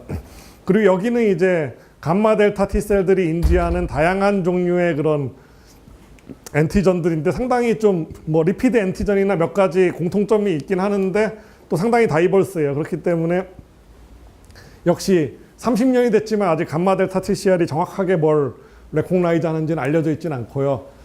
그 중에서 가장 잘 규명이 된 게 V 감마 9, V 델타 2 감마 델타 T셀인데 이 경우에는 포스포 엔티전을 인지한다고 하고요. 포스포 엔티전이라고 하는 건 여기 보는 것처럼 어떤 메타볼릭 패스웨이 상에서 이제 발생하는 어떤 인터미디에이트들을 얘기하는 건데 캔서 셀 같은 경우에 메타볼리즘이 많이 망가지면서 포스포 엔티전이 셀 내부에 많이 있어요. 그리고 내부에 있는 포스포 엔티전을 이제 그 어떤 이런 BTN3A1이라고 하는 또 포스포 엔티전 센서 아직 그 메커니즘 정확히 알려져 있지 않았는데 이게 어떤 식으로든지 셀 내부에 있는 거를 센싱해서 이제 감마 델타 T셀 리셉터를 트리거링 한다고 알려져 있어요. 그러면은 일단 그 요 밖에서 무슨 일이 일어나는지 몰라도 어떤 감마 델타 T셀에 대한 반응을 높이려고 하면은 포스포 엔티전의 양을 늘리면 되겠죠. 그 방법은 이제 어떤 그 졸레드로네이트나 이런 비스포스포네이트 계열의 어떤 약을 치면은 이 패스웨이가 교란되면서 이제 이런 감마 델타 T셀에 대한 그런 서세터빌리티를 높이는 그런 방법으로서 현재 이제 사용이 되고 있어요. 그래서 감마 델타 T셀의 경우에도 정말 좀 역할이 다이버스예요. 그런데 왜 역할이 이렇게 다이버스한가 생각을 해보면 이게 피터스부터 중요한 역할을 했던 거거든요. 그러니까 우리 몸의 어떤 이뮨 시스템이 발달하기 전에 이제 역할을 하던 애기 때문에 상당히 다양한 역할을 해야 되지 않나 그런 생각을 할 수도 있고요. 그래서 감마 델타 T셀 리셉터를 발현하면서 동시에 NK 셀들이 발현한 리셉터들도 발현한 경우가 많아요. 그 다음에 또 이제 톨라이크 리셉터도 발현을 하고 어떤 경우에는 엔티전 프리젠팅 셀처럼 역할을 할 수도 있대요. 그렇기 때문에 이제 상당히 다양한 그런 역할을 할 수 있고 어떤 경우에는 또 엔타이 튜머 하지만 어떤 경우에는 프로 튜머한 그런 경우도 있고요. 그래가지고 이제 이런 것들에 대해서 어떻게 하면은 감마 델타 T셀을 도리어 서프레션 해야 되나 이런 연구도 많이 이루어지고 있어요. IL-17을 만드는 감마 델타 17의 경우에는 실제로 어떤 튜머로제니시스에 중요한 역할을 한다고 알려져 있고요. 그렇기 때문에 이제 감마 델타 T셀의 경우도 이제 우리가 잘 이해를 해야 되는 그런 부분이 아닌가 그런 생각을 하고 있고요.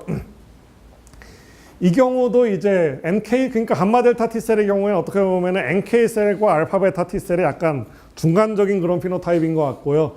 그래서 이제 NK셀하고 좀 유사한 점이 많아요. 챌린지는 역시 마찬가지로 퍼시스턴시가 좀 떨어져요.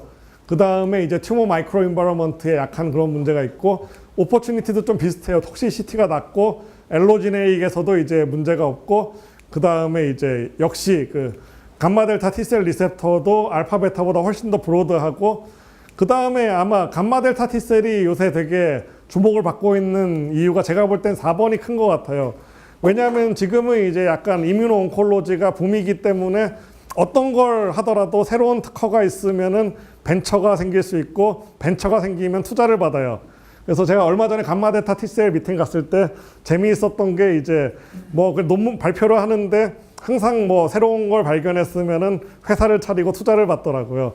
그러면서 이제 나중에 패널 디스커션에서도 누군가가 그걸 또 컴플레인 하는 경우가 있었는데 예전에 되게 커뮤니티가 춥고 배고프던 시절에서는 그냥 노 데이터 전부 다 내놓으면서 아주 화목하게 지냈는데 지금은 학회를 가기 전에 회사에 그 로여하고 상의를 해야 되는 거예요. 이걸 발표해도 되겠습니까? 하면은 발표하시면 안 됩니다. 그렇기 때문에 이제 어떻게 보면 약간 아카데믹 커뮤니티가 경직되지 않았나 이런 얘기도 하는데, 그러니까 교과서에도 아직 나오지 않을 정도로 이제 어떻게 보면은 어떤 가능성은 있는데 어떤 가능성이 있는지가 충분히 익스플로어가 되지 않았고, 그런 측면에서 되게 연구 측면에서도 어떻게 보면은 좀 기회가 있는 것 같고, 또 테라피 측면에서 이제 이게 정말 에피커시가 높을 것인가는 잘 모르겠지만은 최소한 뭐 새로운 특허가 나올 가능성은 가장 많은 것 같아요. 그렇기 때문에 이제 상당히 주목을 받고 있고 또 중요한 역할을 할 수도 있지 않을까 그런 생각을 하고요. 그래서 이제 몇 가지 감마델타 T셀을 이용한 이뮤노테라피를 말씀드리면은, 감마델타 T셀 리셉터가 알파베타 T셀 리셉터보다 훨씬 더 브로드하게 레코그나이즈를 할 수 있는데, 셀 바디로 보면 알파베타 T셀이 제일 좋아요. 그래서 이제 네덜란드 그룹에서 감마델타 T셀 리셉터를 알파베타 T셀에다가 집어넣어서 이제 그런 어떤 엔지니어링한 그런 셀을 만들었고요. 그래서 이제 가델타라고 하는 회사를 만들었고, 제가 봤을 때 이게 제가 학회에서 본 아이디어 중에서 제일 좋았던 것 같은데, 제 안목이 나쁘진 않았던 것 같습니다. 이 회사가 얼마 전에 길리아드에 합병이 됐다고 하고요. 그 다음에 이제 델타2 T셀만 주로 활용이 됐는데, 델타1 T셀도 이제 이런 브루노 실바 산토스라고 하는 포르투갈 교수님을 중심으로 해가지고 이제 이거를 대량 델타1의 경우에는 델타2가 주로 혈액에 있고 델타1은 혈액에 많지 않아서 인리치하는 게 쉽지 않았는데, 이제 프로토콜을 정립해가지고 이제 조만간 역시 마찬가지로 특허를 출원하고 회사를 차렸고, 얼마 전에 이제 임상에 들어가려고 한다 이런 얘기를 들었던 것 같고요. 그래서 이제 감마델타 T셀도 이제 우리가 또 주목해야 되는 그런 सब셋이 아닐까 이런 생각을 하고 있고요. 그래서 뭐 이런 제가 지금까지 얘기한 것들을 요약하면은 이렇게 정리될 수 있을 것 같고요. T셀의 경우에는 역시 그런 어떤 가장 막강하지만은 또 가장 에피커시가 높다고 하는 건 톡시시티도 높다는 거고, 스페시피시티라고 하는 게 이제 양날의 검처럼 작용돼서 정말 스페시피시티를 잃으면은 쓸모 없어지는 그런 문제점이 있는 반면에, NK셀의 경우에는 훨씬 더 브로드하고 어떤 톡시시티에도 떨어지기 적기 때문에 어떤 면에서는 엔지니어링 할 수 있는 여지가 더 많을 수도 있는 것 같고요. 감마델타는 그 중간 정도에서 또 나름의 포지션이 있지 않을까 그렇게 생각을 합니다. 예, 여기까지가 제가 준비한 강연이고요. 예, 정리해 주셔서 감사합니다.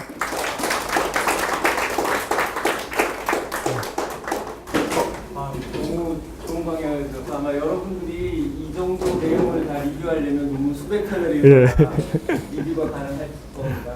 지금 잘 동영상을 지금 찍어놨으니까 이걸 아마 교수님 허락을 받고 유튜브에 올리려고 생각을 하고 있거든요. 그러니까 다들 좀 여러 번 반복해서, 아마 이거 나처럼 연합학 강의를 하고 이걸 계속 공부했던 사람도 놓칠 때가 있는데, 여러분들처럼 이렇게 공부를 안 했으면 이렇게 나갔을 거예요. 한마디 한마디가 다 정말 중요한 얘기들이니까 유튜브를 여러 번 반복해서 보시면서 충분히 공부를 해주시기 바라고, 질문 있으시면 좀 오래 걸렸지만 아무거나 자유롭게 학부생들도 편하게 질문을 좀 부탁드리겠습니다. 내년에 자리 있어요. 다른 교수님도 욕먹겠다. 감사합니다. 그렇지만 여러 가지 질문들을 해주십시오. 그러니까 하시기 생각하는 동안 제가 그냥 하나 그러다는 전망을 혹시 여쭤보는데, 이런 T셀 세라피나 NK셀이나 감마델타 T셀 세라피를 하면 사실은 혈액암 쪽은 굉장히 좋은 효과를 보여주셨는데, 솔리드 튜머는 생각보다 예상보다 결과가 안 좋은데 그걸 어떻게 극복할 수 있는지, 그리고 극복하는 여러 가지 뭐 컨셉은 있지만 전망이 어떨지를 한번 교수님 생각해요. 제 개인적인 생각에는 어쨌든 상당히 어려운 그런 과정이지만은 또 가야 하는 과정이 아닌가 이렇게 생각을 하고, 또 이제 갈 수 있는 상황이고요. 왜냐하면은 결국은 그러니까 항상 프로 컨셉이 중요한 게, 그런 프로브 컨셉을 보여주고 뭔가 포지티브 데이터가 나오면은 최소한 한 5년에서 10년 가까이는 전폭적인 지원을 받을 수가 있거든요. 그래서 사실 지금 그런 궤도에 그 궤도에 오르기 위해서 정말 많은 고생을 했던 거고, 지금은 그 궤도에 오른 상태이기 때문에 아마 상당히 다양한, 그러니까 또 그런 것 같더라고요. 이게 항상 어려워 보이는 문제도 자본과 인력이 투입이 되면은 해결이 되더라고요. 그렇기 때문에 저는 뭔가 지금 현재로는 좀 브레이크스루가 여러 개 필요한 단계지만은 궁극적으로는 좀 그게 해소가 될 수 있지 않을까. 아니면 이제 결국은 이제 그 컴비네이션이라는 얘기를 많이 하잖아요. 최근에 결국은 하나만으로는 이제 암이 그러니까 왜냐하면 암이라고 하는 게 헤테로지니어스하고 또 이뮨과의 인터랙션을 통해서 이볼브 하거든요. 그 다음에 이뮤노테라피가 가지고 있는 장점은 메모리를 만들어서 제거하는 거지만은 단점은 뭐냐면은 항상 이뮤노 액티베이션 시키면은 서프레션도 같이 올라가요. 그렇기 때문에 그게 어떻게 보면 우리 몸의 이뮨 시스템이 우리를 공격하는 걸 막아주는 그런 가장 근본적인 메커니즘이고요. 그렇기 때문에 제가 볼 때 궁극적으로는 아마 이게 그러니까 이뮤노테라피가 그러니까 기존에는 어느 정도로 무시가 됐냐면은 사실은 예전에 키모테라피 드럭을 개발할 때 그 PDX 같은 거를 PDX가 없었을 때도 어쨌든 제노그래프트, 그러니까 이뮨이 없는 쥐에다가 암 세포를 집어넣고 이뮨은 무시하고 실험을 했죠. 그리고 마찬가지로 그 병원에서 암 환자들 검사 받을 때도 혈액에 있는 림포사이트 수는 보지도 않았어요. 그냥 유코사이트 수만 받고. 그런데 최근 이제 이런 식으로 이뮤노테라피가 주목을 받으니까 키모테라피 드럭들도 전부 다 그게 어떤 이뮨 리스폰스를 어떻게 일으킬 수도 있고 떨어뜨릴 수도 있고 그런 식으로 다시 이밸류에이션이 되거든요. 그래서 제 전망은 이제 아마 그런 컴비네이션에 있어서 이뮨이 좀 중심이 되면서 여러 가지가 같이 되고, 그 다음에 이제 어떤 프리시즌 메디슨이 접목이 되면서 약간 환자 맞춤형 컴비네이션이 어떻게 보면 약간 궁극적인 방향이 될 것 같고, 그걸 위해서는 사실은 이제 다양한 그런 툴들이 있어야지 콤비네이션 할 수 있는 거니까. 근데 그런 면에서 되게 기회가 지금 많은 것 같은 생각이 듭니다. 예. 또 질문. 저도 약간 비슷한 질문을 드리면 예. 이뮤노테라피 잘 모르는데 그 커뮤니케이션이라고 있잖아요. 그게 어떤 타겟된 T셀 엔지니어링 걸 여러 개 집어넣거나 아니면 완전 다르게 해서 케모랑 같이 집어넣는 뭐 이런 식으로. 예, 맞습니다. 그래서 사실은 이제 오늘 보여드린 게 사이토톡식 림포사이트들은 거의 그 최종 그 공격수들인데, 최종 공격수가 골을 넣으려고 하면 어쨌든 미드필더가 공을 보내줘야 될 거 아니에요. 그래서 이제 그런 그러니까 지금은 어떤 어댑티브 쪽이 사실은 캔서 백신하고 이런 그 T셀 테라피가 같이 가다가 결론적으로는 T셀 테라피가 먼저 성공했는데 그게 돌이켜보면 당연한 것 같아요. 왜냐하면은 이 공격수를 강화하면은 어쨌든 골은 좀 더 그러니까 금방 결과를 볼 수 있는 거지만은 미드필더부터 강화를 하면은 그 결과를 보기는 어렵잖아요. 그리고 그러니까 이게 어떤 이네이트부터 이렇게 쫙 시작해서 이렇게 가는 거는 너무 어려운 과정인데 바로 튜머 앞에서 치니까 됐던 건데, 사실 거기서 테라퓨틱 에피커시가 아직도 개선돼야 될 점이 많거든요. 그렇기 때문에 이제 조금 더 앞부분을 사람들이 어떻게 보면 더 잘 해야지 이게 올라갈 수 있지 않을까. 그래서 이제 NK셀, 덴드리틱 셀이 또 다시 나오고 있는 거고, 키모테라피 같은 경우에도 두 가지 효과가 있을 수 있거든요. 하나는 키모테라피를 해서 암세포가 이뮤노제닉 셀 데스를 하면서 어떤 그 면역을 올릴 수가 있어요. 그런데 키모테라피 약을 너무 세게 치면은 면역세포가 다 죽어버리겠죠. 그래서 옛날에는 키모테라피를 환자가 죽지 않을 정도의 맥시멈 도주로 했다면, 지금은 이뮤노테라피하고 컴비네이션을 하려면은 이뮤노제닉하지만은 이뮨셀에는 타격을 주지 않을 정도로 이제 도주를 바꿔야 된다든가 이런 얘기들이 나오고 있고요. 그러니까 그런 여러 가지, 그러니까 수단과 방법을 가리지 않고 여러 군데서 동시에 공격을 해야 되겠죠, 궁극적으로는. 그런 의미에서 연장선에서 생각을 했을 때 예. 사이토카인 테라피 같은 경우는 약간 좀 이슈처럼 많이 조금 연구가 되고 있는 것 같기도 하거든요. 학교에서 발표를 조금 많이 하고, 그렇게 했을 때 저희가 만약에 그러면 이제 우리가 실험을 하겠다, 연구를 하겠다 했을 때 이런 그 프로스랑 콘스 여러 가지 다 고려를 했을 때 어떤 기준으로 하는 게 조금 더 성공적이라고 하기까지는 그렇긴 하지만 예. 가능성이 있는 그쪽으로 좀 가게 될까요? 그래서 사이토카인 조금 뭐 제가 잘 알지는 못하지만 어쨌든 간에 사이토카인도 이제 그 어떤 그 스티뮬레이터리 할 수도 있고 이니버터리한 거 할 수도 있고 그런데 지금은 오늘 자세히 얘기하지 않았지만 어쨌든 현재 대세는 사실은 이런 카티 같은 거보다는 체크포인트 블락케이드 중에서 이제 PD1, PDL1이라고 하는 거를 블락킹하는 거를 일단 베이스로 깔고 거기다가 이제 왜냐면 사이토카인만 가지고는 또 실패했거든요. 그래서 결국은 대세는 거기다가 뭘 얹었을 때 이게 더 잘 될 것인가 그런 게 이제 현재 가장 그런 연구의 흐름인 것 같고요. 오래됐으니까 예. 끝나고 개인적으로도 여쭤봐도 되니까 예, 감사합니다. 수고하셨습니다. 예.